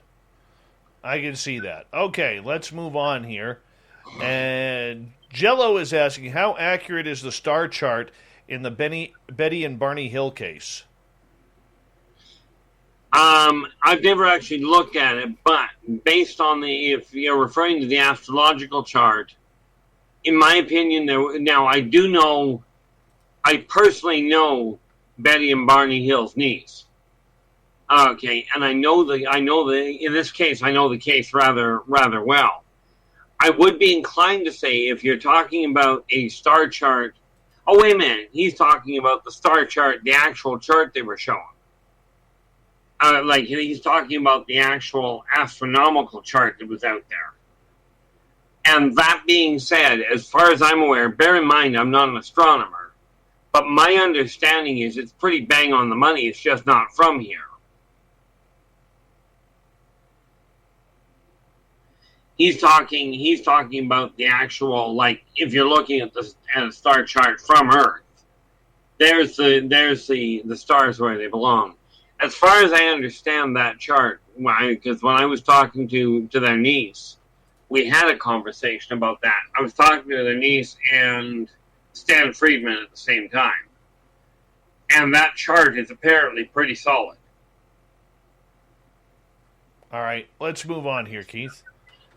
Chris Mo is asking, is there a race that traveled the known universe and found the answers to everything? That seems a little impossible. Yeah. And the answer to that question is there's one entity that has done that. One. Okay. And quite frankly, humans would... Bacon Bash, take one. Head to Red Robin for Bacon Bash. For bacon on burgers, bacon on all the things. Like this savory sweet bacon jammin' burger. Bacon jam, seriously? Bacon jammin' wings with bacon crumbles. Wings too, is this right? And the caramel and cookie crumb shake with candied bacon. Bacon on a shake, what? Okay, I think we're done. If you need me, I'll be at Red Robin. You forgot to say for a limited time. Red Robin. Yum. Support for this podcast comes from JCPenney. Get ready to celebrate summer moments from picnics to pool parties at JCPenney's 4th of July sale. Now through Sunday, save on hundreds of doorbusters and get up to 50% off select furniture, mattresses, window coverings, and swimwear for the family. Plus, spark the savings with an extra 25% off coupon. Visit a JCPenney near you or shop jcp.com. Offers and coupon valid through July 4th. Doorbusters valid July 1st through July 4th. Some exclusions apply. Furniture, mattresses, and window coverings limited to 10% off coupon. See store or jcp.com for details. Call him God, or any number of other names. The only other race that has traveled the known universe, and I mean the entirety of it, and we're talking if you take the entire race and the fact that it's scattered, okay, there's only one individual that's done the whole 9 yards. But if you take the Zerziks, that race has scoured amongst them, and the fact that they are mentally linked together, they have scoured the entirety of the universe. And now, found the answers to everything? Absolutely not. If they had found the answers to everything, they would no longer be Zerziks. They would have gone home. But are they a knowledgeable race? Extremely. All right, let's get to Joe's question. Is it a good idea to point a laser pointer at a low-flying UFO or a flashlight? Is it a good idea? Yeah. In my opinion, it's not so much a good idea as it's not a bad idea. I mean, it ain't going to do any damage. That's for absolute certainty in my eyes. Unless you've got one heck of a laser pointer. And my guess is we're not talking about somebody that's got a hellbore laser. A hellbore laser, by the way, will punch a hole in a mountaintop at 100 miles. If you point one of those at a starship, not nice. They're not going to take it well. But a standard pinlight laser, the odds are they're not going to see it. And in answer to the question that obviously goes behind that, what happens is the scanners they've got will pick up the human's intention of trying to get their attention and come down and take a look. But that is a telepathic scan they're using. That is not an optical relay. All right. Gloria is asking, have you heard of David Paulides' missing 411? If so, what do you think is happening to people? Now, is the 411, correct me if I'm wrong, but the 411, the missing flight 411, that's the one that just vanished and took 200 some odd people with it? No. Missing 411 is David Paulides' people who vanish without a trace, and there's no reason for them to vanish. Oh, okay, that's wormhole activity. See, scattered throughout the planet, there are many wormholes. Okay, and some of these people actually show up. The problem is because of the electromagnetic field they go through, many of them forget entirely who they are, which means they get listed as vagrants or they get listed as a John Doe if they end up dead. And nobody knows who they are because most of them vanish without actually having a criminal record. So you got nothing to work with. But I've known of people that were walking along in Canada and the next second were in deep France. Right. Without a passport, without any way of getting there, and no knowledge of how they got there. But that's a terrestrial wormhole that they're hitting.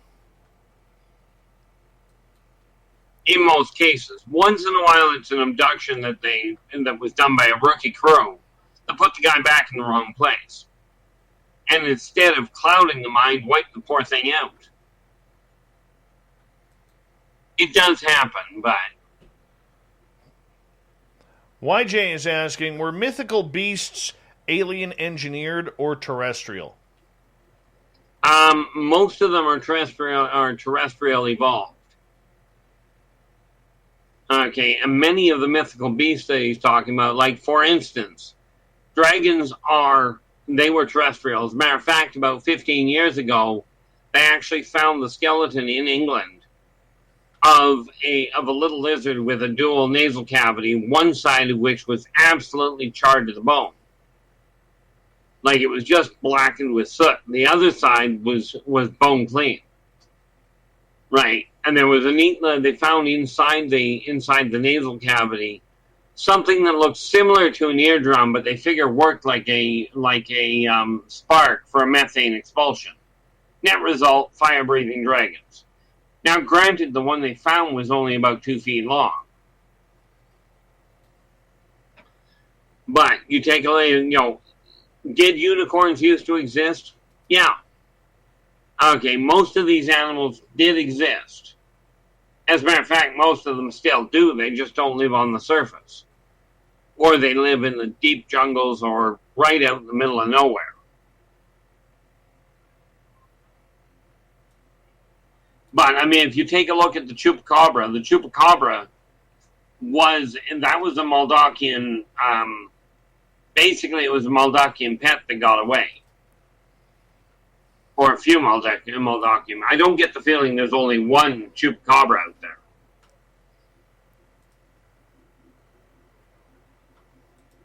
Okay, let's move on here. Kira is asking, are double rainbows used as ET portals, and if so, by what ships? Number one, no. And therefore, no.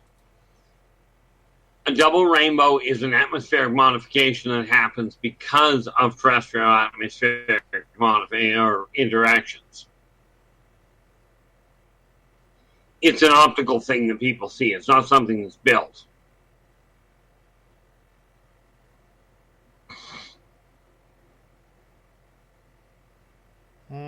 Okay. Let's see here. Moving on. Space Cow is asking, do aliens get intoxicated? Absolutely. Not exactly on beer, but you get the idea.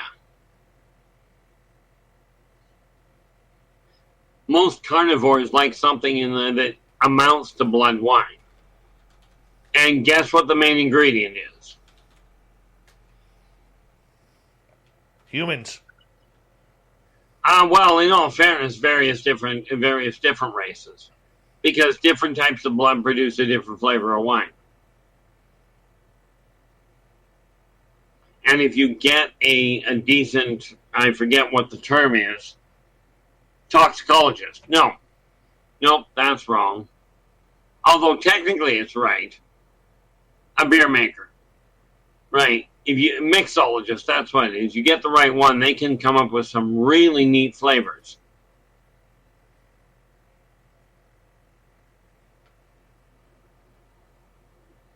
All right. Nikki is asking,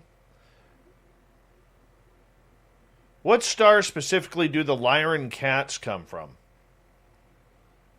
They actually come from, well, they're called Lyran cats because they come from Lyra. That's the easy part. If I recall correctly, they come from the second planet. Or more to the point, that's where they started.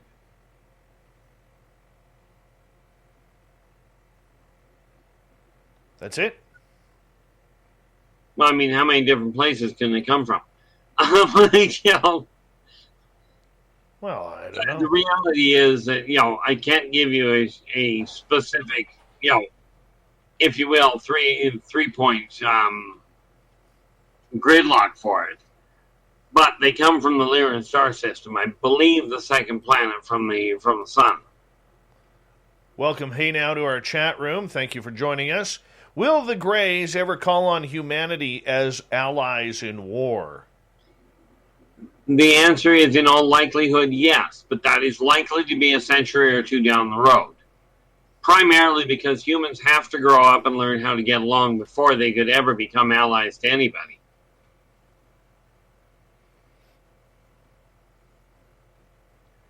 See, the Greys come in, that I'm aware of, about 15 different skeletal configurations, plus the controllers.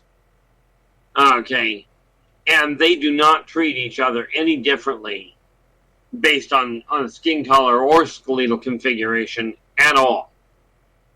And until humans get to the point where they realize that that is literally the key to world unity, until they get to that point, the Greys will not do what they call trust in an ally that cannot trust itself. Or more to the point, that will not trust itself.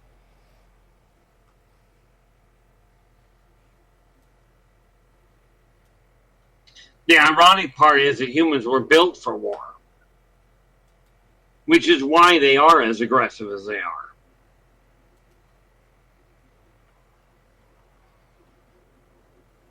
All right. Let me see here as we continue on with our questions for our audience.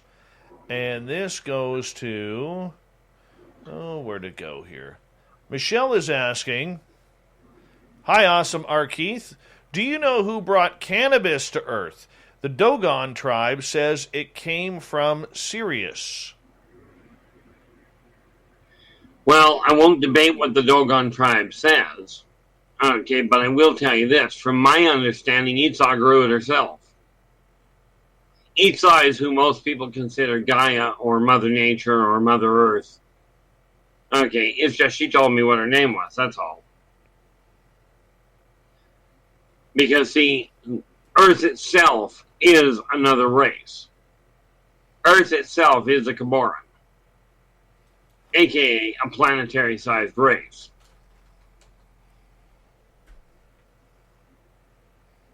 Now, technically, it is possible that an emissary from Sirius may well have brought a strand of it here. But my understanding is Esau herself grew it.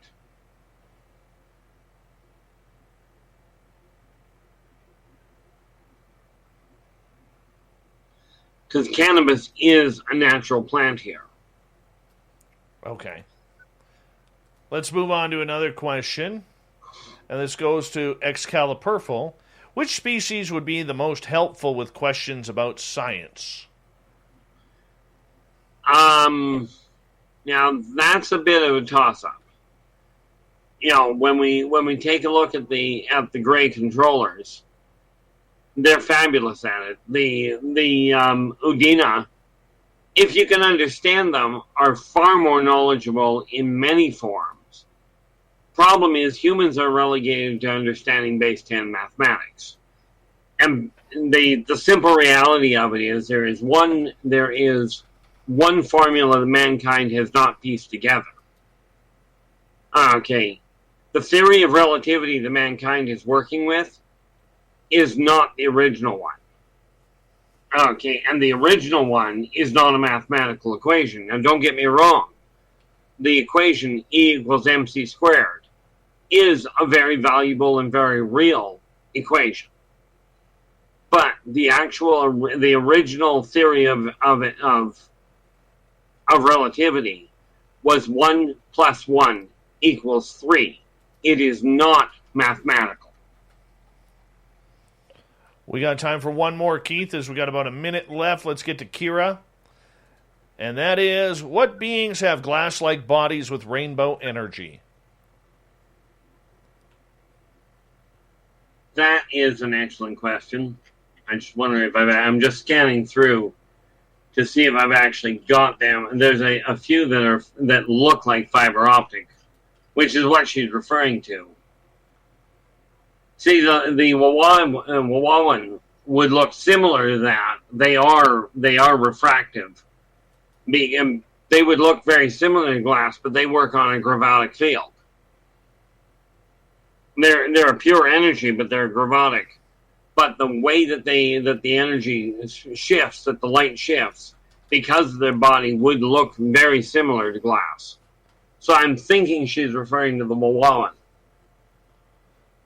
All right, my friend, always a pleasure to have you on Spaced Out Radio, and we will talk to you next week, or next month, or next year. No, probably next month. Our Keith Andrews. It will be the next month. We may talk to you before that, but yeah, our Keith Andrews and the ET Connection. We love him around here. We'll be back with the news and the thought of the day. Stay tuned on Spaced Out Radio.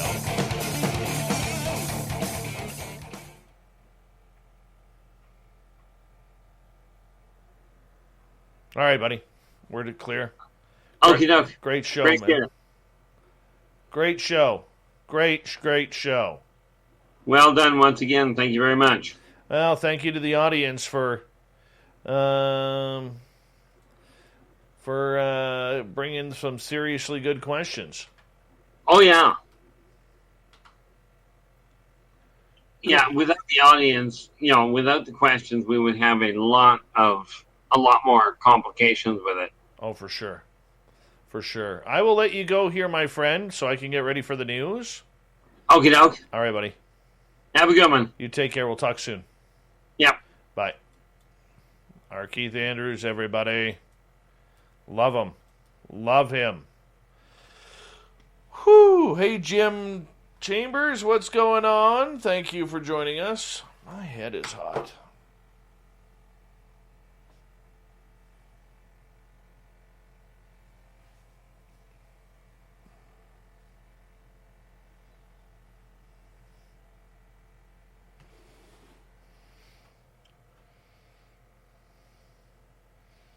What's going on, people?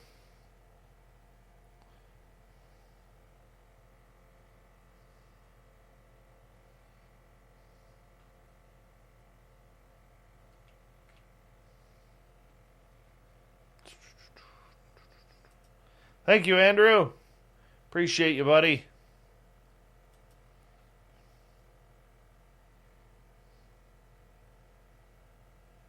Thank you, Football Cat. I've got about 3.5 inches to go. Yeah, you got our Space Cow. You got our heat now.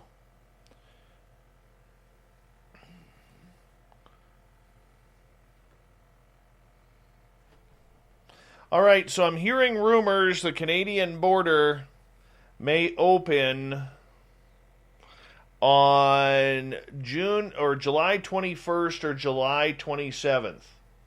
Smeza in Twitchland, how are you? Thank you for joining us. Anyhow, speaking of which, by the way, great job, Duke, tonight in the chat room. Thank you. Anyhow, if that happens, we are going to be planning a weekend getaway in Las Vegas. Got to make sure, there's two things we got to make sure. Number one, when is the border going to open? And number two, I got to figure out, being Canadian, if we got to get shots or not to go across the border. So, we will see. We're playing it by ear. But if it is July 21st to 27th, 2.5 months, puts us at probably the second or third weekend of October for the SOR party. So once we make the official announcement that we are going to have our Vegas party, I want to take names of everybody who is going to join in that. I don't want a bunch of yes people saying you're coming and then you don't show. I want to take actual names because SOR Media Ventures wants to make sure that we have swag bags for everybody who goes there, who joins us. All right? We want to make sure that everybody gets a little something from us. Probably a t-shirt, some stickers, and probably some other stuff. Miata Tommy, if you're in British Columbia, everywhere. So I want you to keep that in mind, because I know for the last number of months we've had a lot of people asking, okay, when is this Vegas party? When are we doing it? We got to do it with you. So I'm waiting on the border, and I want to make sure that I get some numbers for people showing up, because I want to make sure that we can take care of all of you guys, okay, and get you guys some nice swag and stuff.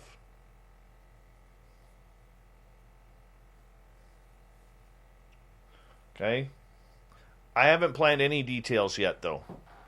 Working on that.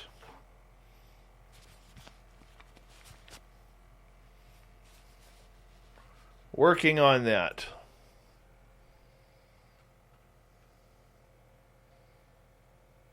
Kira's going to come to Vegas. Even though she's like, good night, Spaced Out Radio. She's coming to Vegas.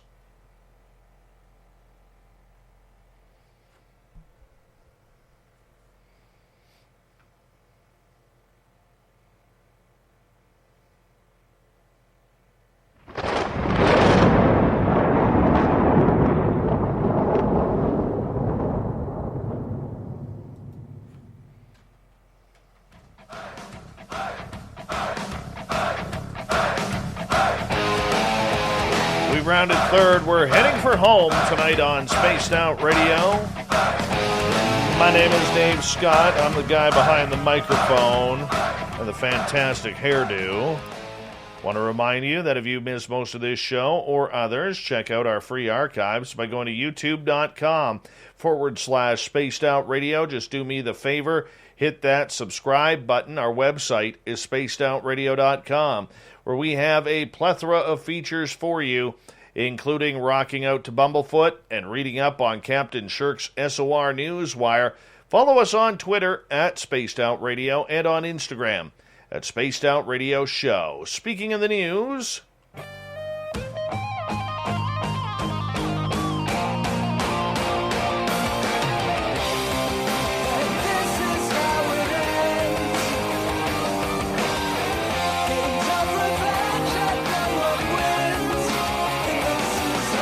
the news is always changing, which is why we bring you the SOR Newswire at the back end of every show, where we get to the weird, the strange, the wacky, and sometimes the insurable. Every cautious entrepreneur has insurance for major medical expenses, life insurance, and affiliation to health systems for eventuality. But did you know that you can also make a sure case if aliens kidnap you? Yep. World UFO Days happened, a date promoted by those who believe. Ever wonder what life would be like without frozen drinks and slushies from McDonald's? Actually, let's not go there. It's more than a drink. It's a McDonald's drink. Get a medium frozen Coca-Cola or Fanta for $1.59. Goes great with a fresh beef quarter pounder with cheese or crispy chicken sandwich. At participating McDonald's for a limited time. Fresh beef available at most restaurants in contiguous U.S. Not available in Alaska, Hawaii, and U.S. territories. Rocket Pro Insight is the innovative product designed to give real estate agents control like never before. Get full visibility into a client's loan status, adjust their approval letter amount, help them clear roadblocks, and manage it all in one place. Sign up today at rocketpro.com/real estate and get the freedom to check a client's progress from anywhere at any time. Call for cost information and conditions. Equal housing lender. Licensed in all 50 states. MLS ConsumerAccess.org number 3030. That a world watches over us regarding the date the insurance comparator. Acierto.com explains what the policies that project you are about if one day you get snapped up by aliens. Yes, The journalist Jaime Maussan, the main promoter of the investigation of the UFO phenomena in Latin America, became popular with that phrase to refer to the extraterrestrial presence on Earth, but it turns out that perhaps you can do something to protect yourself. As the name implies, alien abduction insurance is now a thing. It is a product designed to cover the insured's family in the event of being abducted by aliens, although they may also include other services. They work with like normal insurance, paying a monthly premium that would last a lifetime. The first company to offer such services of this type was UFO Abduction Insurance Company in Florida in the early 1990s, in full boom of the X-Files. According to sources consulted by Acierto.com, at the time it would have cost about 350 pesos and included coverage such as a psychiatric assistance, protection against public derision, and even compensation for the family if the alien ate you. The most interesting part about this little piece of trivia, thousands of people bought this policy. So who would buy these policies? Well, I would. Didn't know it existed. The main reason to subscribe an insurance agent against abductions is simple, that the life insurance usually does not take responsibility in case of disappearance. They affirm that Acierto.com. In other words, there must be an official declaration of death so that the beneficiary can collect. In disappearances, as a general rule, 10 years are established. The moment death is declared, the person is no longer missing. In any case, the usual coverage would be psychiatric care, birds, transporter psychosis, alien pregnancy in men and women, injuries from extraterrestrial examinations, and the like. If we return to Earth, the lost wages would be compensated, and if the alien took our car, we would be replaced with another one. Oh my gosh, this sounds awesome. The most curious thing about all of this is that one of the requirements for a risk to be insurable is that it be possible. They point out from the Acierto comparator, that is it something real that may happen in the future? Something certainly doubtful in this case. In fact, it is difficult to find these products online. However, an uncertain and random risk would be. Beyond UFO alien abduction insurance, other insurers would have marketed alien abduction insurance. For example, good fellow Rebecca Ingrams Pearson from London for 2,700 pesos a year, but it is said that he stopped doing so after almost 40 subscribers took this insurance, died suddenly in 1997. Lloyd's, for its part, estimates that it has about 60,000 such policies in the United States. The St. Lawrence Agency, for its part, would have provided a policy against abductions for about 234 pesos a month, which coverage included up to $10 million. But it would have small print. For example, if we were kidnapped by aliens but we returned to Earth, we would have to provide proof of kidnapping with an alien signature. In addition, it would have a trick. They would only pay $1 a year so that it would take up to 10 million years to collect all the insured capital. Well, that's not very fair. That doesn't seem right. Spending $3 a month only to get $1 a year? My goodness. Nearly 2/3 of all Americans believe that extraterrestrials exist on other planets, but 87% of them think that they are not a threat in one way or another, according to a new survey. Pew Research surveyed 10,417 Americans, adults between June 14th and June 24th, and found that 65% of respondents believe that extraterrestrials exist on other planets, a similar figure to a survey released by CBS News in May. 51% of respondents believe that unidentified aerial phenomena reported by the military are likely evidence of intelligent life outside of Earth. Of that figure, 40% believe there is probability evidence of extraterrestrial life, and 11% believe there is definitely evidence. Conversely, 47% of respondents believe the reports are probably, or 36%, or definitely at 11% not evidence of life outside this planet. Perhaps not surprisingly, those who think there is intelligent life outside of Earth are more inclined than others to see military reports of UFOs as evidence, according to 69% and 16% respectively, Pew wrote in a statement. Let's see here. What else did they come up with?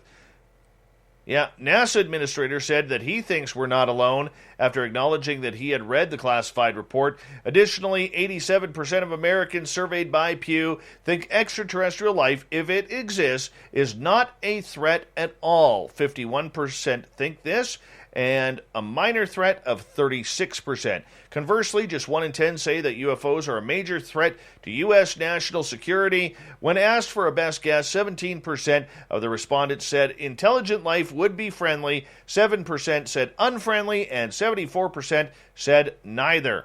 Some segments of the public are more likely than others to believe that intelligent life exists on other planets, Pew said. This view is especially pronounced among younger Americans. About 3/4, 76% of adults under the age of 30 say intelligent life exists on other planets versus 57% of those 50 and older. See what I said? This statistic actually proves something. Where I have said for weeks and months that the U.S. government is waiting for the elderly to die off so that number goes higher in belief. Then they'll introduce aliens. The statistics now show it. Although the survey was done prior to the Pentagon's release of the UFO report, the findings were not made public until June 30th, 2 days prior to World UFO Day. Last week, the long-awaited report from the Pentagon on the subject of unidentified aerial phenomena offered no explanation for 143 of the 144 observations dating back to 2004. Sticking with UFOs, around 60 U.S. spy satellites whiz overhead, some of which are capable of making out pieces of debris measuring tens of inches. Radar stations and other receivers help track upwards of 200,000 aircraft at any moment. Despite such feats of remote sensing, on June 25th, the U.S. government confirmed the UFO report that it had amassed more than 100 cases of aerial events, such as seemingly impossible maneuvers of an object captured on camera by Navy pilots that cannot be identified. While some accounts seem puzzling when taken at face value, airspace researchers insist that just because you can't identify an object in the air doesn't mean that the object is otherworldly. Oh, here we go.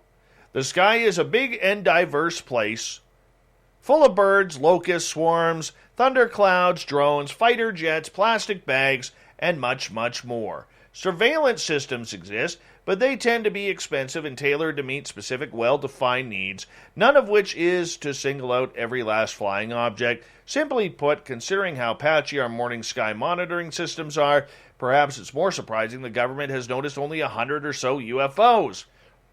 There isn't one magical surveillance system that sees every plane, says Andrew Weinert, a member of the Homeland Protection and Air Traffic Control Division at MIT Lincoln Laboratory. It's not like we have this master perspective of the sky, he notes, which means our airspace is full of mysterious but mundane objects.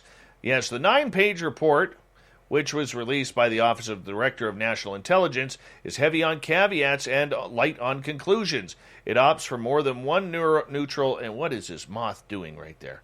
Terrible.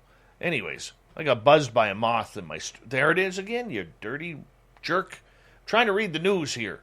Thank you for flying in the other side of the studio. Of the 144% or reports considered, nearly half of the phenomena registered on just one sensor, raising the odds that some sort of mechanical glitch caused the anomaly. One incident could be identified. It was a deflating balloon, a.k.a. Roswell. If American presidents can leverage spy satellites to troll the Iranian military with high-definition snaps of an embarrassing mishap from his phone, why can't the U.S. government narrow the range of possibilities between trash bags and aliens? Satellite imagery comes broadly in two varieties. Weather satellites image large swaths of the planet at once, but their pictures are usually blurry, with each pixel covering perhaps a mile or two. That resolution might be able to spot the gaudy motherships from Independence Day, but wouldn't be much use against subtler ET vehicles. Satellites with keen enough eyes to pick out more modest aircraft, meanwhile, have a much tighter field of view and need to be precisely aimed at a specific target. They are also few and far between. Jonathan McDowell, a satellite tracker and researcher at the Harvard-Smithsonian Center for Astrophysics, has estimated that these spacecraft capture just a few percent of the Earth's surface each day. The odds are not in the U.S. government's favor that any of its 143 UAP happen to pass right under one of those satellites just as they snapped a picture. How about they just go over to NASA and get all of those films where they've cut the feed to strange things flying by? Anybody thought of that? Wouldn't that make sense? Or is it just me? I don't get it. Like, come on. What are we doing here? Just frustrating. With all the things going on in the world, let's face it, President Duarte in the Philippines, he's got some pretty strange laws happening there. All right? Well, here's another one that they've come up with. Apparently he has a pet peeve. Dirty cars. With all things going on in the world, the Philippine National Police has different priorities maintaining clean cars.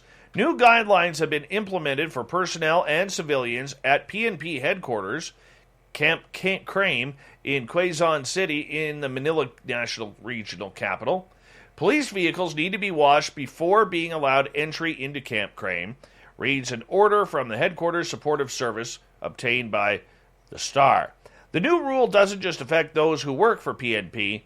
The same goes for anyone who requires access to PNP offices, so contractors, deliveries, civilians, visitors, anyone conducting routine business, obtaining permits or documents, getting a criminal record check, will be turned away at the gates if their vehicle isn't sparkling.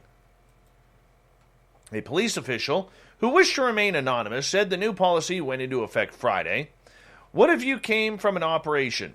You will need to report back to Crame. Will you still think of getting the car washed first?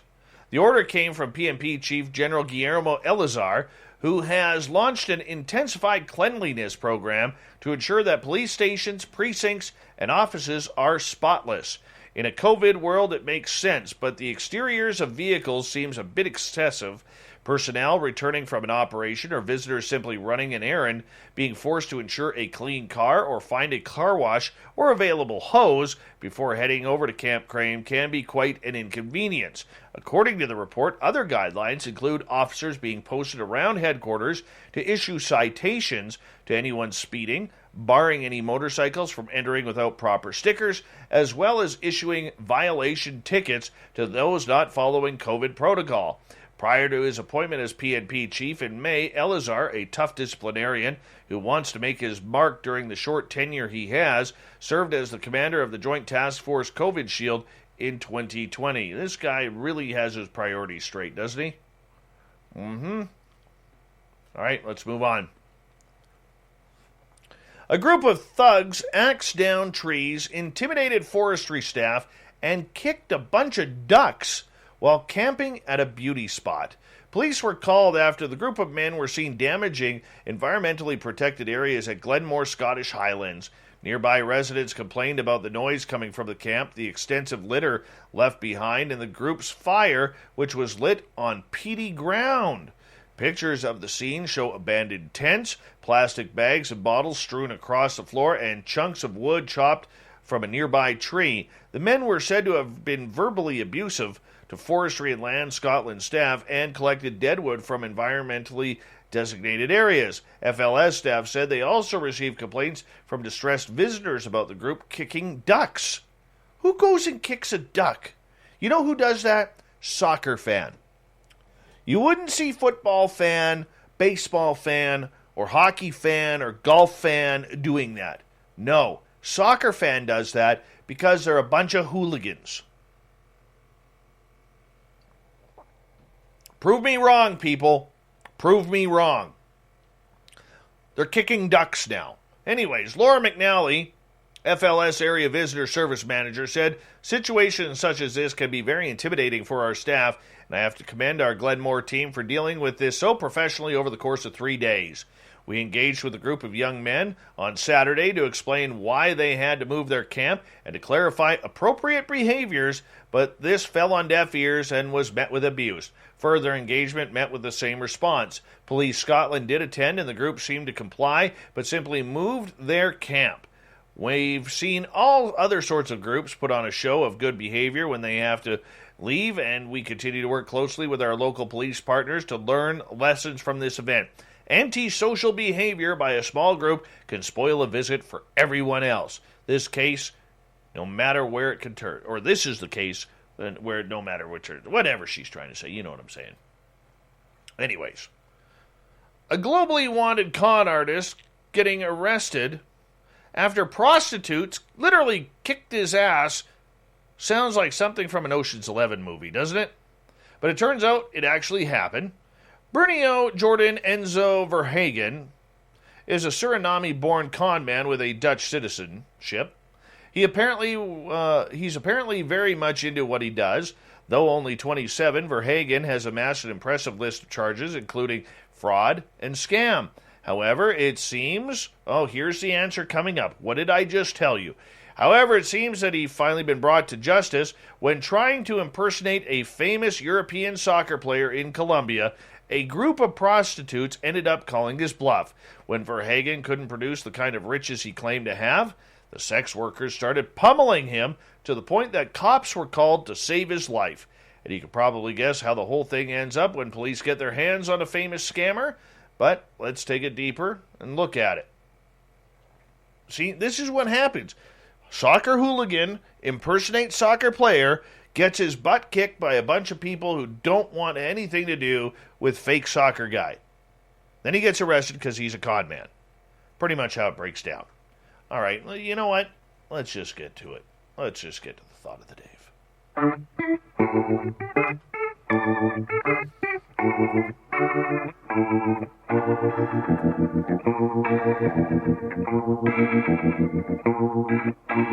Thought of the Dave happens at every night at this time, where we ask a question on our Facebook and Twitter pages, then read your responses on the air because we love the audience participation around here.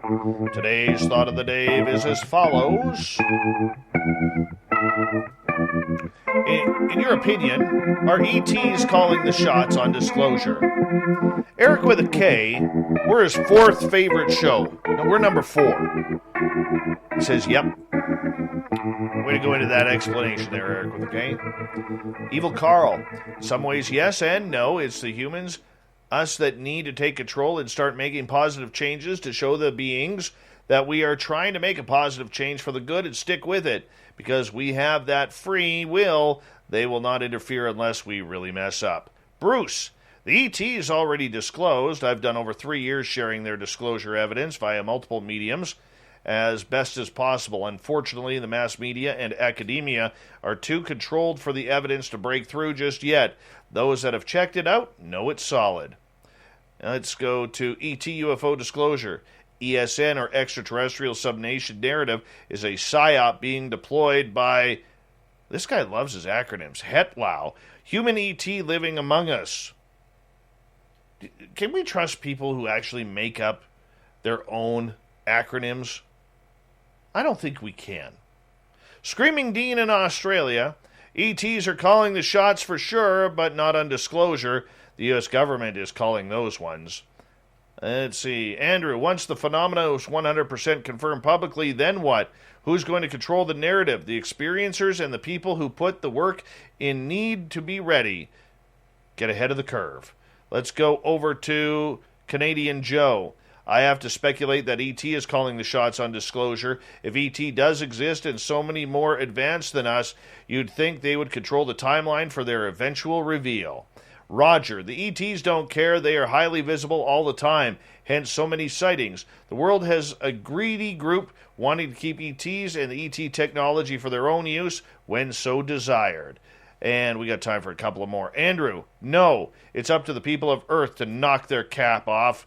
And 13 Ballads gets the final one tonight. Nope. So ET lives on Planet X, hence likely radio signals from an alien Mork and Mindy must be cluttering the solar system. Thank you to everybody participating in the Thought of the Day. We'll do it all again next show on Twitter and Facebook.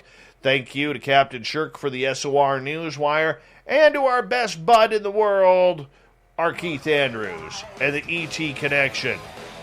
We love him around here. We'll talk to Keith next month. We got Mr. Ron Bumblefoot Thal rocking in the background with Little Brother is Watching. Bumblefoot is the official music. Spaced Out Radio, rocking us in and out of every single show. Get your horns up for the guitar god himself. Special thanks to everybody listening in at home, at work, in your cars, wherever you may be. Thank you to everyone tuning us in on YouTube, LGAB, Revolution Radio, Spreaker, Facebook, the Space Travelers Club, and on Twitter at hashtag Spaced Out Radio.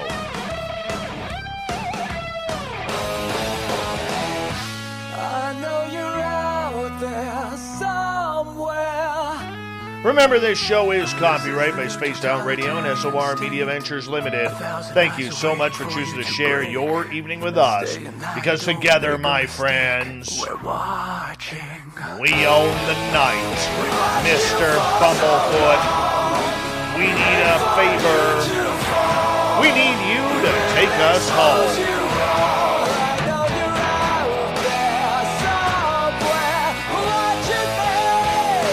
Yes, the Woo Train has docked for the night, but soon, my friends, we shall ride again. Your seats are always available.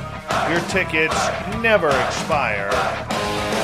And if you want to bring a friend, we've got room for them too. Good night.